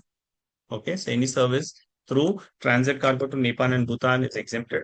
Service by way of renting of residential dwelling for use as a resident, except where renting is given to a registered person. Thus, we have seen service by way of preconditioning, pre-cooling, ripening, waxing, retail packaging, labeling of fruits and vegetables, which do not alter the essential characteristics of the said fruits.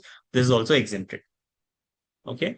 Then satellite launch services by the Indian Space Research Organization, Antrix Corporation, or New Space India Limited. This is also exempted. Service by way of access to a road or bridge on payment of toll charges. So हम toll जो pay करते हैं, pay नहीं करते, आजकल तो छीन लिया जाता है. When you drive a car through the toll, the money is so fastly taken that you cannot stop it.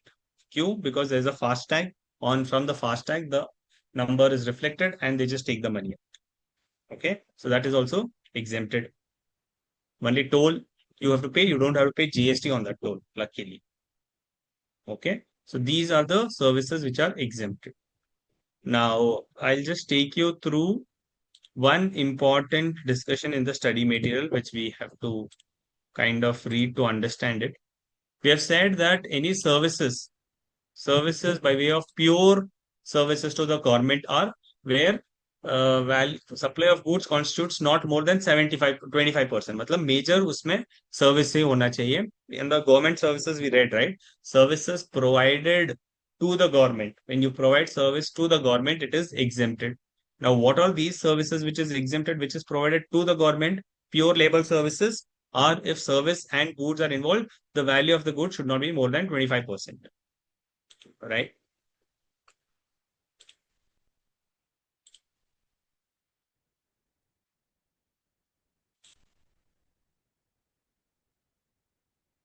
So pure labor is exempted. The example is supply of manpower for cleanliness of roads. Government को roads वगैरह clean रखना है, so they have given a contract. Now that contract is provided by a manpower supply service company, wherein you are supplying manpower for cleaning the roads, public places, architect services, consulting engineer, advisory, and like services which is provided by business entities not involving any supply of goods will be treated as supply of pure services and it will be exempted, right? Now, similarly, a local authority awards the work of maintenance of street lights, and in this case, you're only maintaining the street lights, wherein the agency is involved. Apart from maintenance, they will do replacement also. So in this case, the scope of service involves maintenance and supply of goods, which is composite supply of goods and services. So this will be exempted. Now, it is clarified that if such services are procured by Indian Army or any other government ministry or department which does not perform any functions listed in the 11th and 12th schedule in the manner as the local authority does for the general public, the same are not eligible for exemption. So this has been clarified through the point number 52 to circular 177. Now, what does the circular 177 say is that, like how I'm providing municipality cleaning services and things I give to municipality, it is exempted. But if such services I'm giving to Indian Army or any other government which does not performs any functions listed under 243G or 243W, because these services are given only to should be given only to those services to those governments which are doing the functions as per 11th and 12th schedule. मतलब municipality हो गया, पंचायत हो गया. For them, if I'm giving, then it is exempted. But if I'm giving to army, then it is not exempted. GST has to be paid. मतलब एक vendor है, वो road clean करता है, रोड क्लीन करने के लिए मैन पावर प्रोवाइड करता है म्युनिसिपैलिटी को, वो एग्जेम्प्ट हो जाएगा. और वो ही बंदा जो है डिफेंस वालों को देता है, इंडियन आर्मी के प्रेमाइसेस में उसको क्लीन करना है, तो इंडियन आर्मी में वो जीएसटी चार्ज करेगा. For a municipality it will be exempted.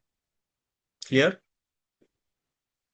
Then clarification respect of applicability of GST on facility management services provided to Municipal Corporation of Delhi headquarters.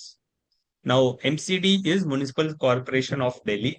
They are receiving the services such as housekeeping services, civil maintenance services, furniture maintenance, and horticulture from Facility Management Agency for the upkeep of their office. Now, the issue which arose is whether these upkeep of their office, now upkeep of general places will be exempted, but upkeep of their own office, will that be exempted or no? So this was clarified that the service of facility management such as housekeeping services, civil maintenance, furniture maintenance, garden maintenance, horticulture agency for the upkeep of office of MCD. Now there it is a MCD, but it will be corporation of each state also. So Municipal Corporation of Delhi are not supplied in relation to performing any functions. When the municipality does cleaning of the road, then it's a function which is entrusted under 243. लेकिन उनका ही office. So these upkeep of the office of MCD are not supplied in relation to performing any functions entrusted to a municipality. Therefore, such services are not covered under the scope of entry number, serial number 3A. So it will not be exempted, it will be taxable. ठीक है. So they will not be allowed to claim the exemption कि supplier जो है अगर वो road supply करवाता है तो टैक्स एग्जेम्प्टेड होगा, लेकिन वो म्युनिसिपैलिटी के हेडक्वार्टर्स को ही क्लीन करवाता है तो वो टैक्सेबल हो जाएगा, एग्जेम्पशन नहीं मिलेगा. Clear?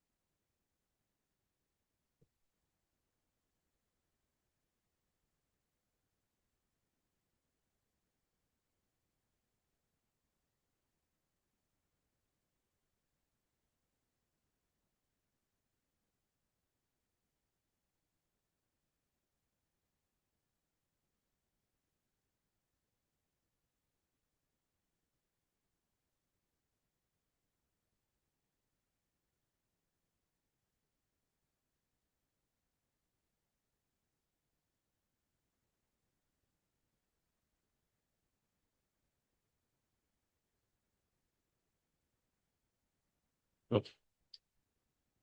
So we'll get back to our slide, right? So we were discussing on of all these exemptions. I think we have covered all the exemptions.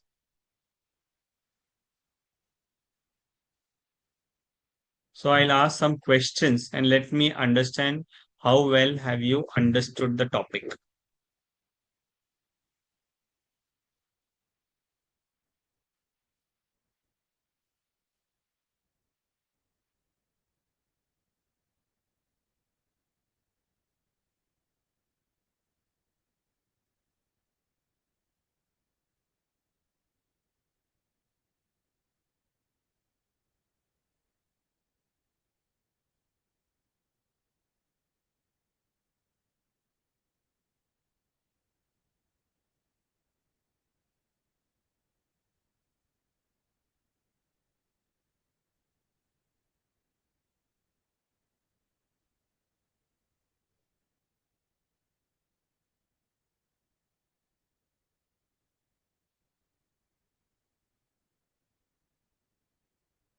Yeah, these are the questions.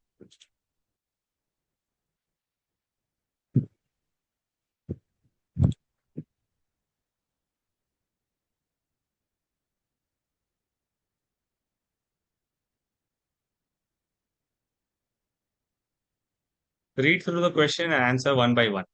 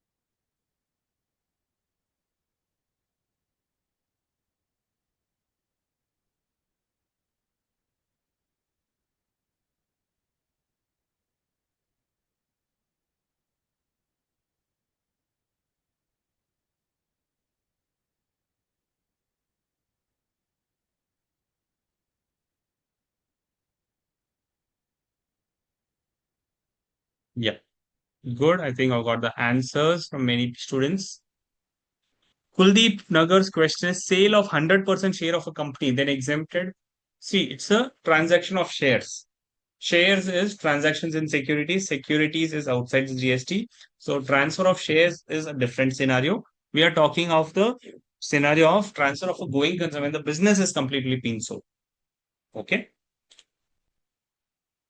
First answer, no GST because he deals in exempt supply. Okay. First no, second no, third no. Okay. No, it is not taxable. Exempt supply, taxable.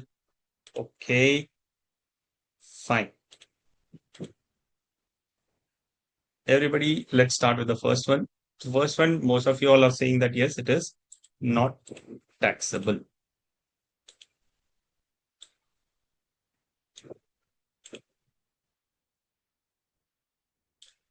Right. There's no requirement of registration if a person is dealing with 100% exempt supply, no GST. Second, amount charged for service provided by selectors to a recognized sportsing body. Is it taxable or no?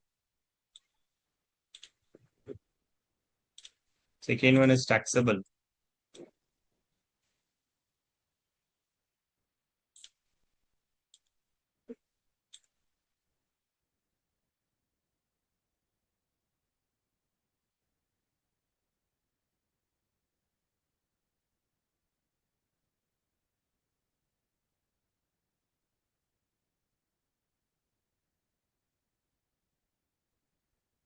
Second one, no clarity. If you are saying yes, yes means what? Is it taxable?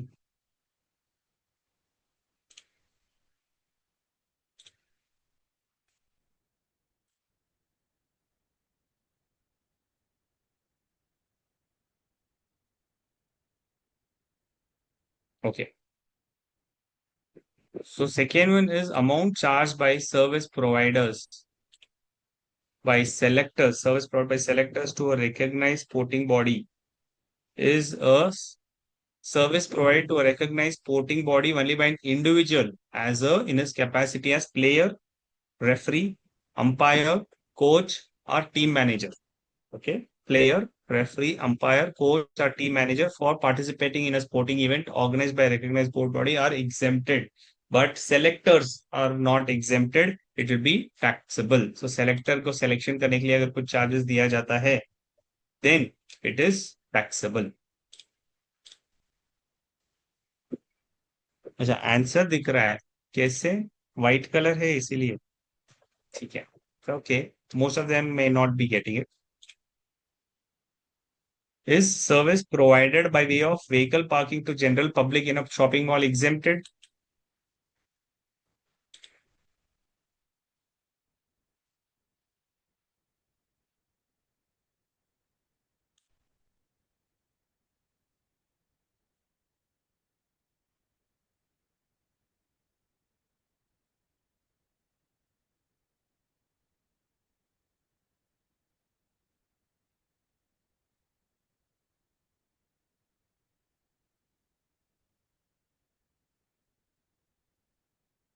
Taxable. Okay.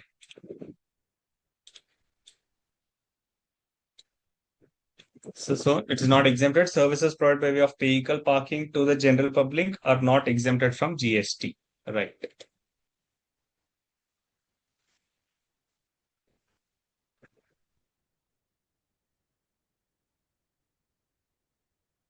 अभी तो answer नहीं दिख रहा है ना. Right. Question number 4.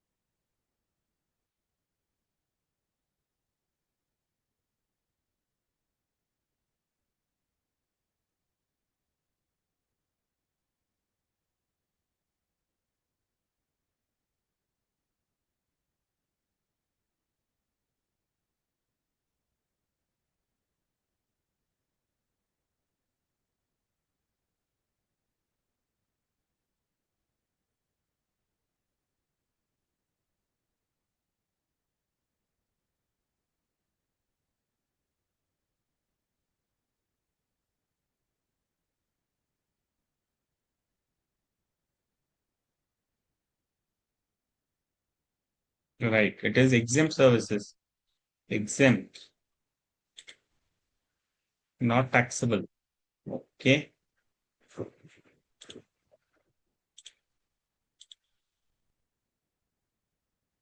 So fourth one, Ram is an agriculturist. He stores sugarcane and warehouse. He has taken fumigation services from Gupta Pest, for which he has paid. So it is not taxable. Okay. Services provided to an agriculturist. Remember in our discussion on agriculture chapter, there was a round circle which was placed, right? Which said that earlier it was exempted, now it is taxable. Why is everybody saying just because it's mentioned exempted? Oh, so you're all seeing the answers, the little ones which is visible, and you're seeing the answers. Oh, पूरा answers दिख रहा है आपको. Why are people first word दे के copy कर रहे हैं फिर?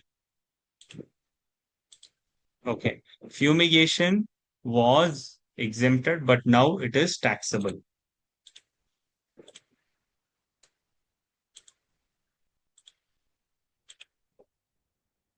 Now, doubt in third question. Can you please tell me whether it is taxable or exempted? Sure. Third question is services provided by way of vehicle parking. Is it exempted? No, it is not exempted. It is taxable. Vehicle parking है, उसके ऊपर GST लगेगा. Fumigation is taxable on 6,000, right?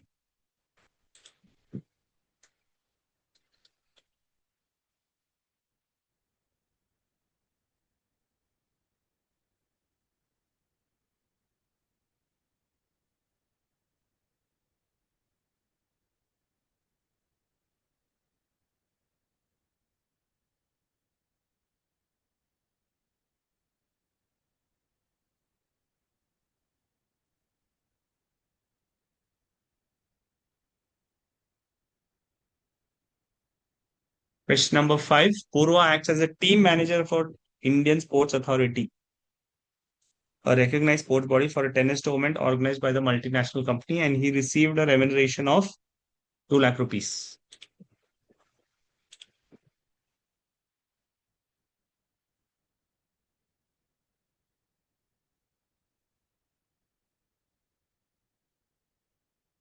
Oh, not showing you the question.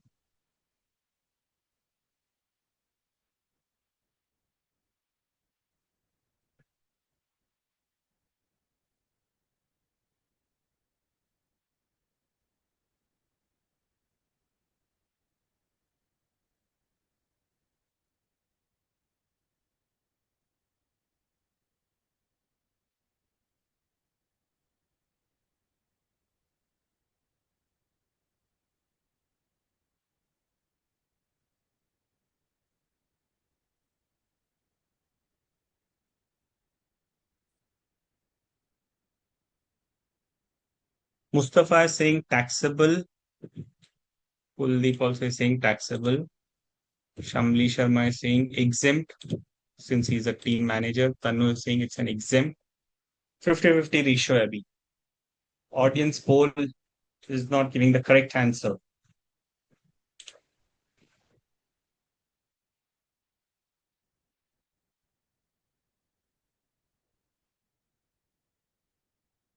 Mustafa, what is your question? Yeah, I've been reading out the question answers. Khushbu is saying exempt. Okay, देखते हैं. Santosh Kumar is also saying exempt. So we are getting major answer that it is exempted. Let us see whether it's actually exempted or taxable. The services are being provided by a team manager to a recognized sporting body, but the sporting event is not organized because it's not who is being it's been provided. It is who is organizing it. इसमें organizing कौन है लिखा नहीं है. Is providing service to a recognized sporting body. Very important to understand who is organizing it since it is organized by a multinational company. It's clearly mentioned. Okay, my questions are not that bad. I specifically pick up the words and we have to concentrate on words. That's the reason they've said that who is organizing it. If it is organized by a recognized sporting body, then it will be exempted. Here it is not organized by a recognized sporting body. That's why it is taxable.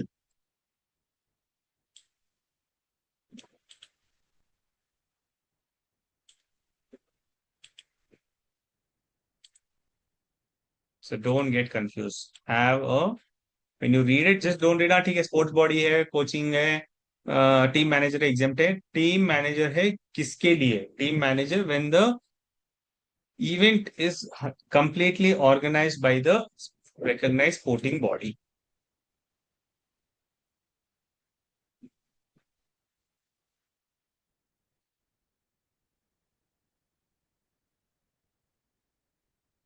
Question number 6. Understood? Question number 5, very important. that it is not organized by the recognized voting body. That's why it is taxable.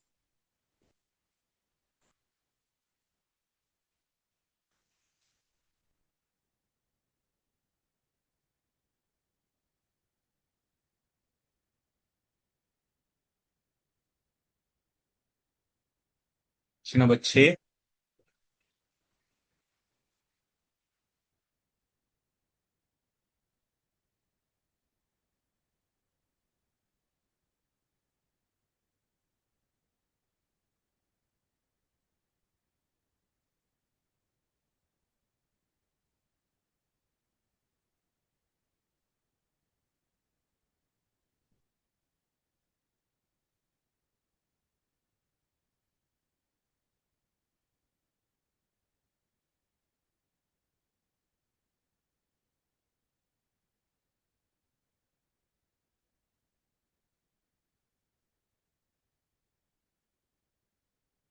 Right. It is exempt because it is by Make in India initiative. Very good.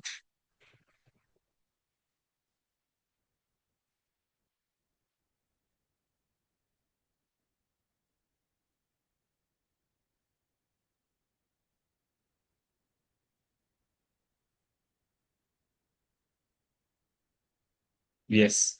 Services provided by an organizer to any person in respect of business exhibition are exempt from GST only when such exhibition is held outside India.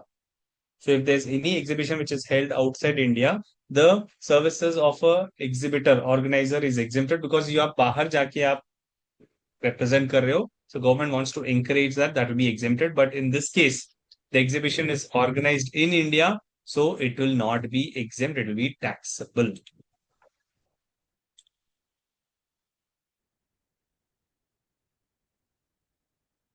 Make in India, what is this? You're saying you're right, but the exemption says if you're doing it in India, it is taxable. Outside India, it is exempted.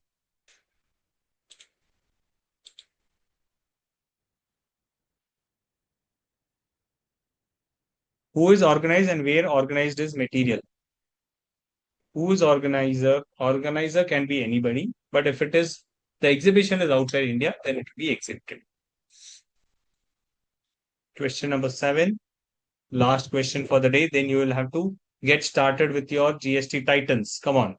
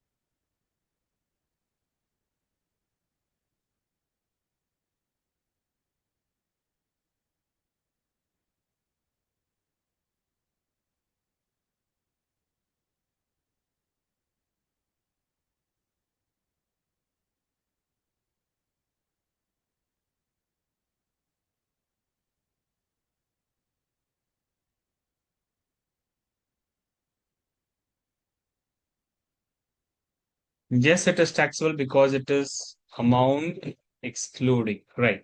GST, but GST is not payable in case of hiring of trucks to T2 transporter service by way of giving on hire inter alia to a goods transport agency. A means of transportation is exempted. So this will be exempted service.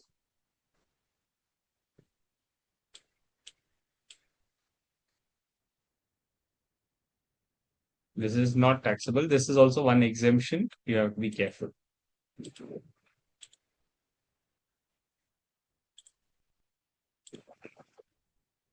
Okay, yeah. Any more questions? Good that we could complete the exemption on time and sufficient times to understand your GST title so you can increase your knowledge application. That will be very helpful.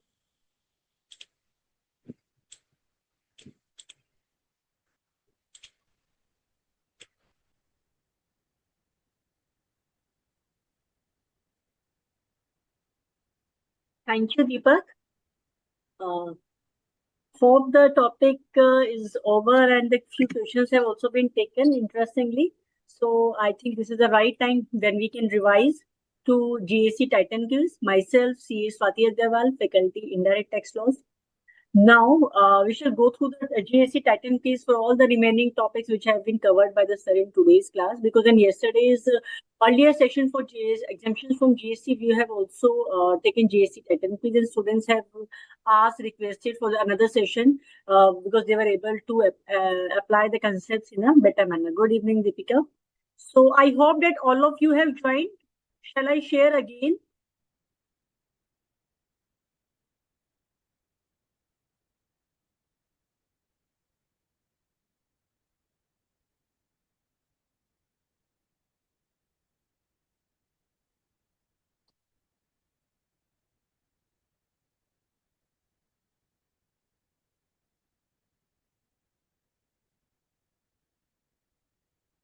You may scan the QR code. And this is the link. Our joining code is 318862.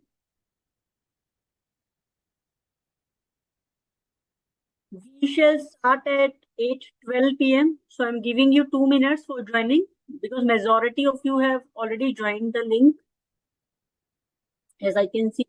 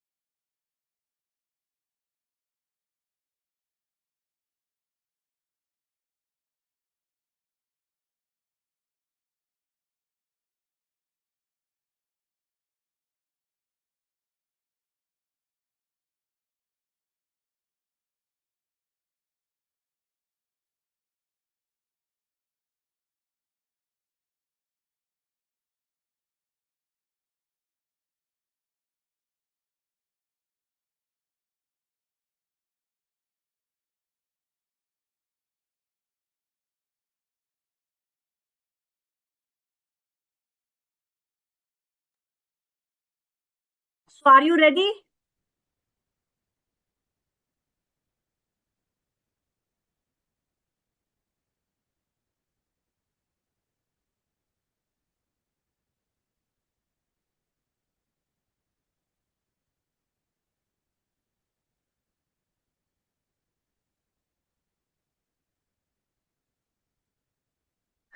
I hope that all of you have joined. Is anybody left? Then let me know. I shall wait for 1 more minute. Otherwise, I shall start. Just let me know if anybody is left to the chat.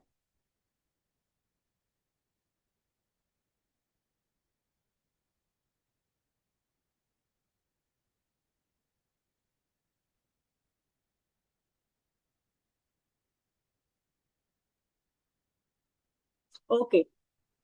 So we are starting now.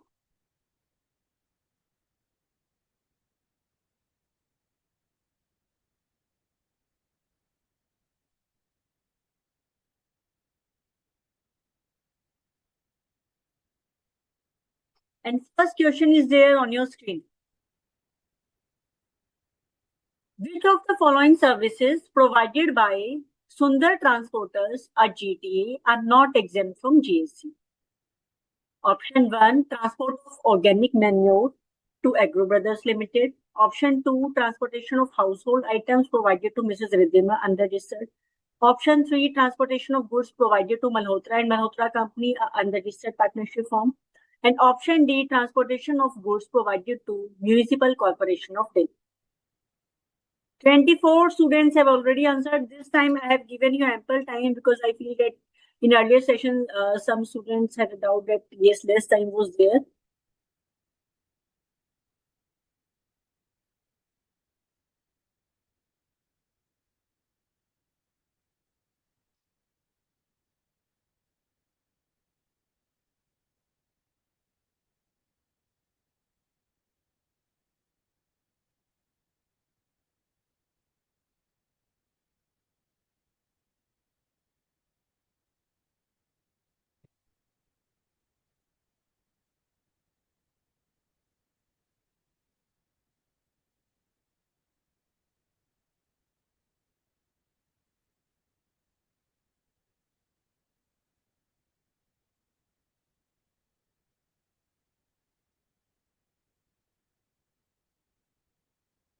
And last 13 seconds are left.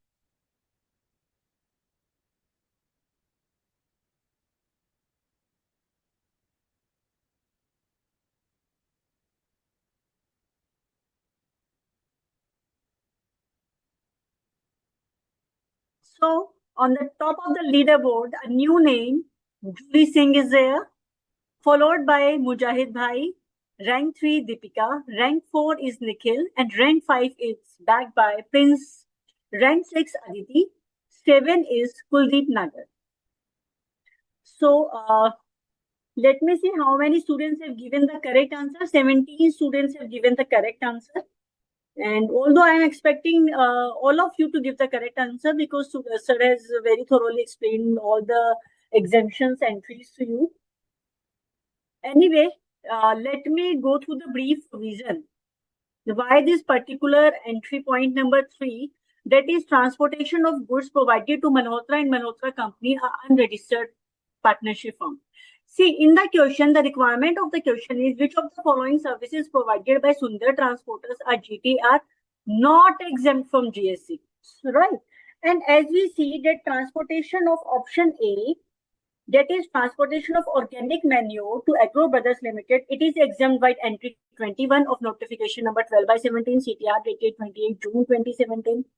You may note down the entry number as we did in the last class so that you can refer back the same entry number after the session is over. Then transportation of household items provided to Mrs. Ridhima unregistered. This is exempt by entry number 21A. Transportation of goods provided to Malhotra and Malhotra Company are unregistered partnership firm. This is taxable by entry 21A. Because in case of entry 21A, it says services provided by a GTA to an unregistered person, including unregistered casual taxable person, but other than the following recipients. And in case of other than means the following recipients, for the following recipients, exemption is not available. And one of clause E says any partnership firm, whether registered or not under any law, including AOP. So in this case, Malhotra and Malhotra Company is an unregistered partnership firm. So the same is taxable. Transportation of goods provided to MCD, Municipal Corporation of Delhi. It is a local authority, MCD. That is why it is exempt by entry number 21B. So shall we move to the next question?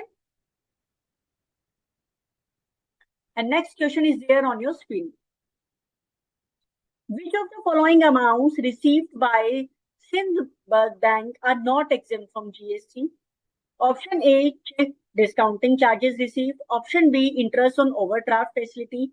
Option 3, charges for late payment of outstanding dues on credit card. And option D, interest received on housing loan.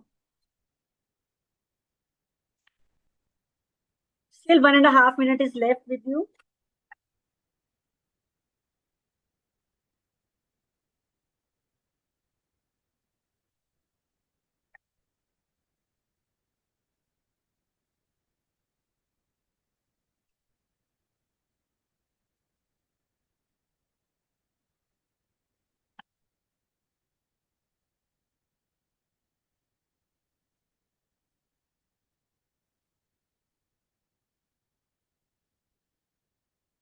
You have 1 minute left and majority of you have already answered. Only 12 students left.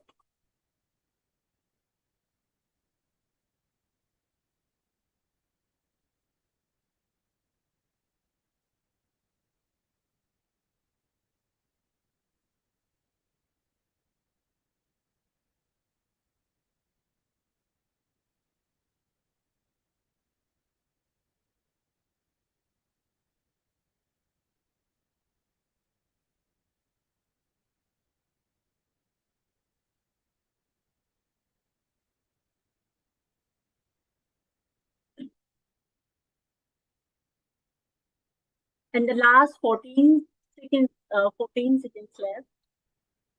10, 9, 8, 7, 6, 5, 4, 3, 2, 1. So again, in this question, on the top of the leaderboard, Zuli Singh, then Mujahid Bhai, rank 3 Deepika, rank 4 is Nikhil, rank 5 Prince, 6 Aditi, 7 is Kuldeep Nagar. Very good. And let's see how many students have given the correct answer in this case. The correct answers are given by majority. Option 3, charges for late payment of outstanding dues on credit card. This is not exempt from GST, right? And as we talk about this banking and financial services, we know that entry 27 comes into picture. So all these alternatives belong to entry number 27. And when you will refer entry 27, you will come to know that it says the services by way of extending deposits, loans, or advance insofar as the consideration is represented by way of interest or discount other than interest involved in credit card services. So entry 27 specifically excludes services other than interest involved in credit card services. So it is specifically excluded from entry 27. That is why the same is taxable. We are moving to the next question is there on your screen. Which of the following services are liable to GST? Option A, services provided by business correspondent to a banking company with respect to accounts in its urban area branch. Option 2, legal services provided by senior advocate to an unregistered business entity. Option 3, services provided by a banking company to basic saving bank account under PM Jan Dhan Yojana. And option D, services by way of collection of contribution under Atal Pension Yojana. 1 minute 24 seconds is left with you.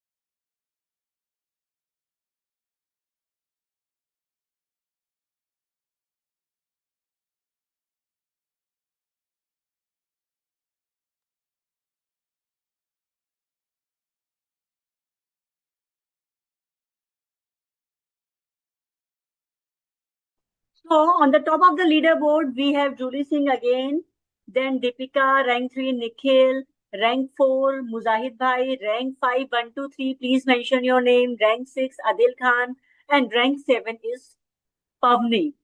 Okay. This question might seem a bit complex to you, but yes, I am happy to see that majority of you 23 students have given the correct answer. Services provided by business correspondent to a banking company with respect to accounts in its urban area. This is liable to GST by entry number 39. Now, what does entry number 39 say? It says services provided by a business facilitator or a business correspondent to a banking company with respect to accounts in its rural area branch is exempt from GST. In this question, the accounts are related to urban area branch. That is why it is taxable. Then point 2, legal services provided by senior advocates to an unregistered business entity. It is exempt by entry number 45. Entry 45 talks about the legal services and services provided by way of a senior advocate by way of legal services to any person other than a business entity or a business entity with an aggregate turnover up to such amount in the preceding financial year as it makes eligible for exemption. So unregistered business entity, it is exempt from GST. Then point 3, services provided by a banking company to basic saving bank account under PM Jan Dhan Yojana. This is exempt by entry number 27A. It is specifically exempt by entry 27A. Then services by way of collection of contribution under Atal Pension Scheme. This is also specifically exempt by entry 37 of notification number 12 by 17. I hope I am clear to you. Shall we move to the next question? And this is the second last question of the GST Titan quiz. It will decide, these coming two questions will decide who will score the top of the leaderboard. Now the next question is there on your screen.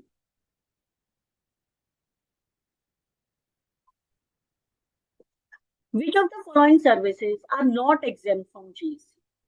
Services by way of admission to a museum. Option 2, right to admission to a circus where the ticket cost is rupees 550 per person. Option 3, classical music performance by a singer where consideration charges rupees 1,45,000. And option D, sponsorship of sporting events organized under Panchayat Yuva Krida or Khel Abhiyan scheme.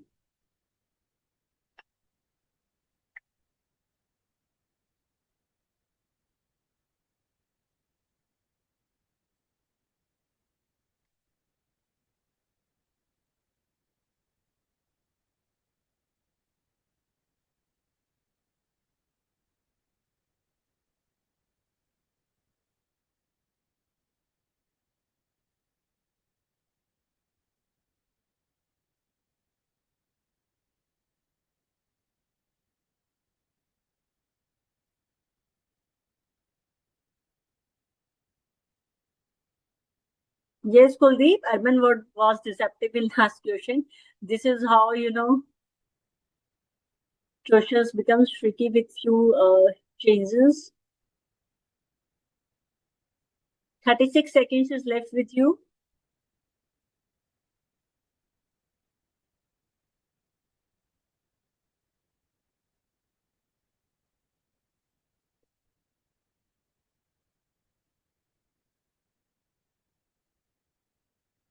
Last 18 seconds and 9 students are left for answering the question.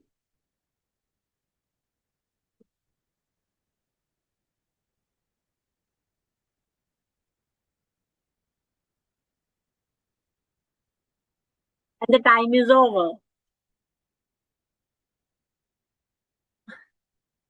Leaderboard.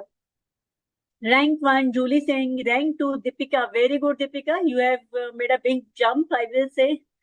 Rank 3, Muzahid Bhai. Rank 4, 1, 2, 3. Please mention your name so that other students also know that you are amongst the top 5 candidates.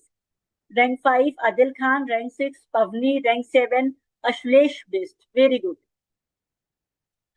So, in this question, the correct answer is given by 20 students. Incorrect is given by 15 students. Although in this question, I was expecting all of you to give the correct answer. So let us understand why option number B is correct. Services by way of admission to museum. Question requires which of the following services are not exempt from GST, and services by way of admission to museum is exempt by entry number 79. Then right to admission to circus where the ticket cost is rupees 550 per person.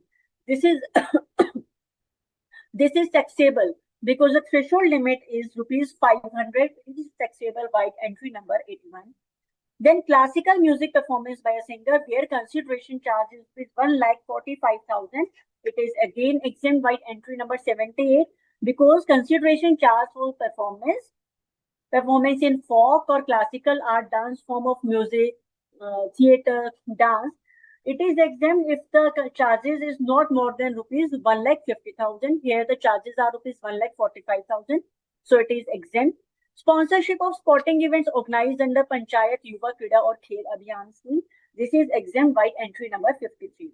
In entry 53, services by way of sponsorship of sporting events organized by specified bodies are covered, and Panchayat Yuva Krida or Khel Abhiyan scheme is one of the specified body. So the same is exempt, right? I hope that you are all the concepts are clear to you by now. Please let me know through the chat box.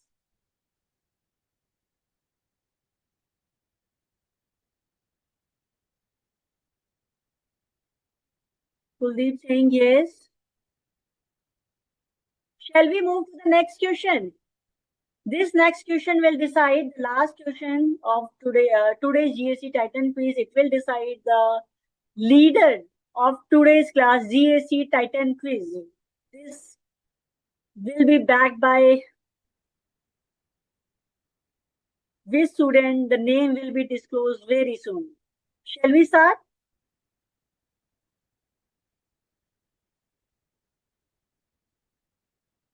Okay, Deepika, I think all of you are waiting to know the name of the student who will be at the top of the leaderboard today. So let's have the last question of today.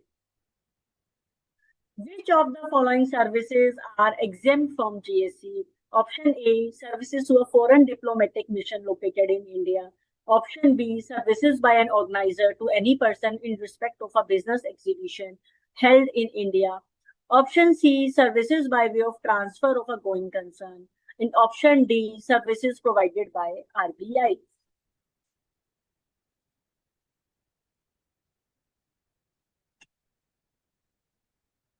Read the question carefully. This question can entirely change the scene of the leaderboard because this is the last question of today's GST Titan quiz. All the concepts have been thoroughly revised by GST Titan quiz in the earlier session as well as in today's session. So last 10 seconds are left. All those, 1 minute, 6 seconds are left, and still we have few students who are left. 1 minute. 15 students have not given answer.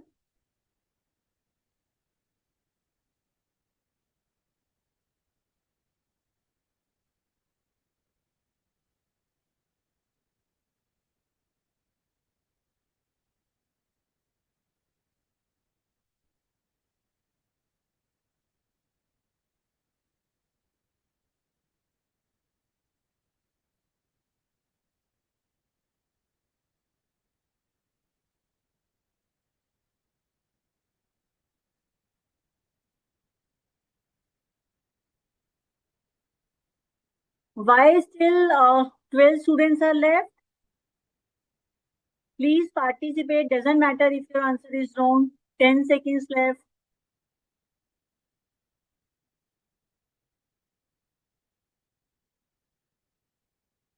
And the time is over. 19 students have given the correct answer. And the GST Titan quiz, the winner of the GST Titan quiz is Julie Singh. Hats off to you. Congratulations, Julie Singh. Top 3 rankers are Julie Singh, rank 2 Deepika, rank 3 Muzahid Bhai. Congratulations to top 3 candidates. Then rank 4 is 1 to 3, 5 Adil Khan, 6 Pavni, and 7 is Geeta. Very good. And all the students who have participated, hats off to all of you. You have really learned something and it will go in the long run. 1 to 3, Shamli Sharma. Good to know. Rank 4 is Shamli Sharma. Very good.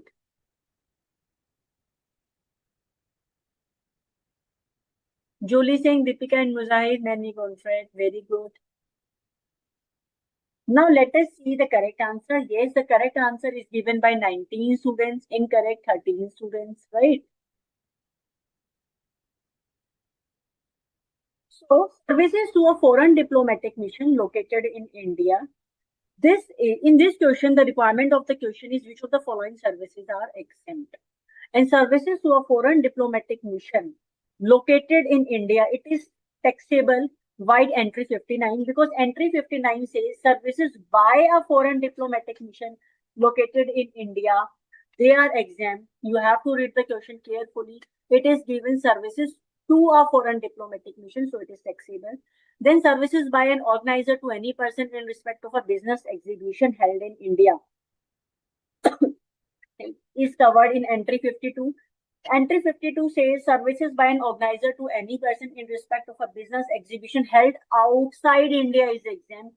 In our question, it is held in India, so it is taxable.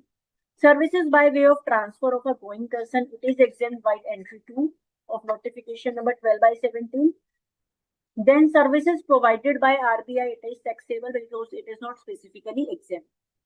So by now, this was the last question which has decided the winner of today's GST Titan quiz. I hope that by now your concepts are clear. All the concepts have been thoroughly revised by you. And once again, as in the all sessions in the end, we request you to share the feedback. So this is the time. Take 1 minute and share your feedback. Kuldeep saying, I cleared 4 out of 5. I hope I will clear taxation paper of ICAI. Yes, Kuldeep, one question is wrong. That doesn't matter. At least you participated. And if you have participated, obviously you would have come to know where you lacked. What was the point which is missed by you. So by this, obviously you will be able to score good in examination. Thank you, Mustafa. As I always say, please spare some time. Please spare 1 or 2 minutes to share the feedback in the feedback form as well. So I hope the concepts are clear to you.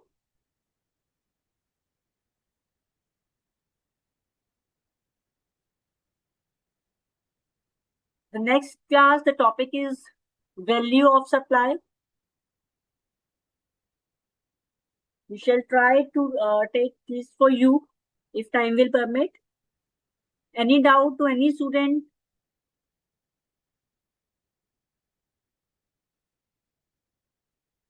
Please let me know once you have filled the feedback form.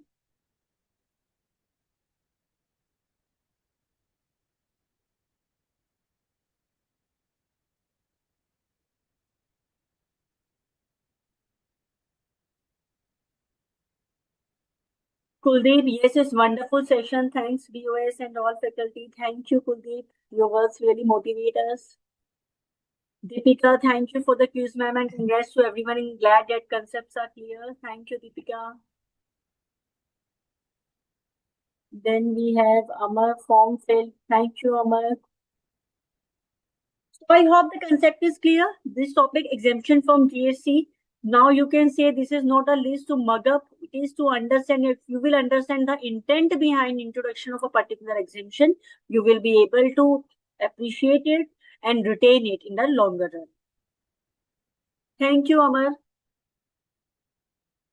I am glad to feel that you have enjoyed the session. Thank you, Deepika. Yes, we at BOS, we endeavor to make this platform, interesting and interactive for you. So, without taking much time, thank you, students, and good night to all of you. See you in the next session on the topic value of supply.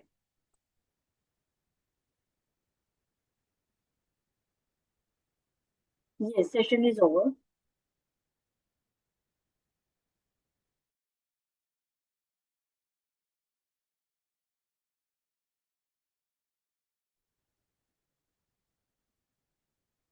Julie, second, 318863, and third is Abhilesh. Very good. Keep it up, all the students. Thank you.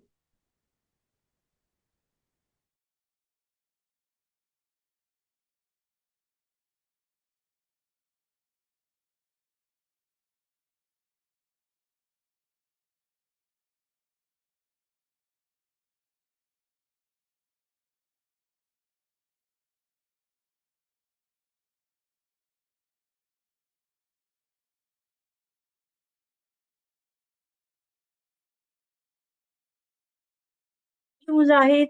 Feeling happy, quiz attend confidence, growing GSC subject. Thank you, all of you. So thank you, everyone.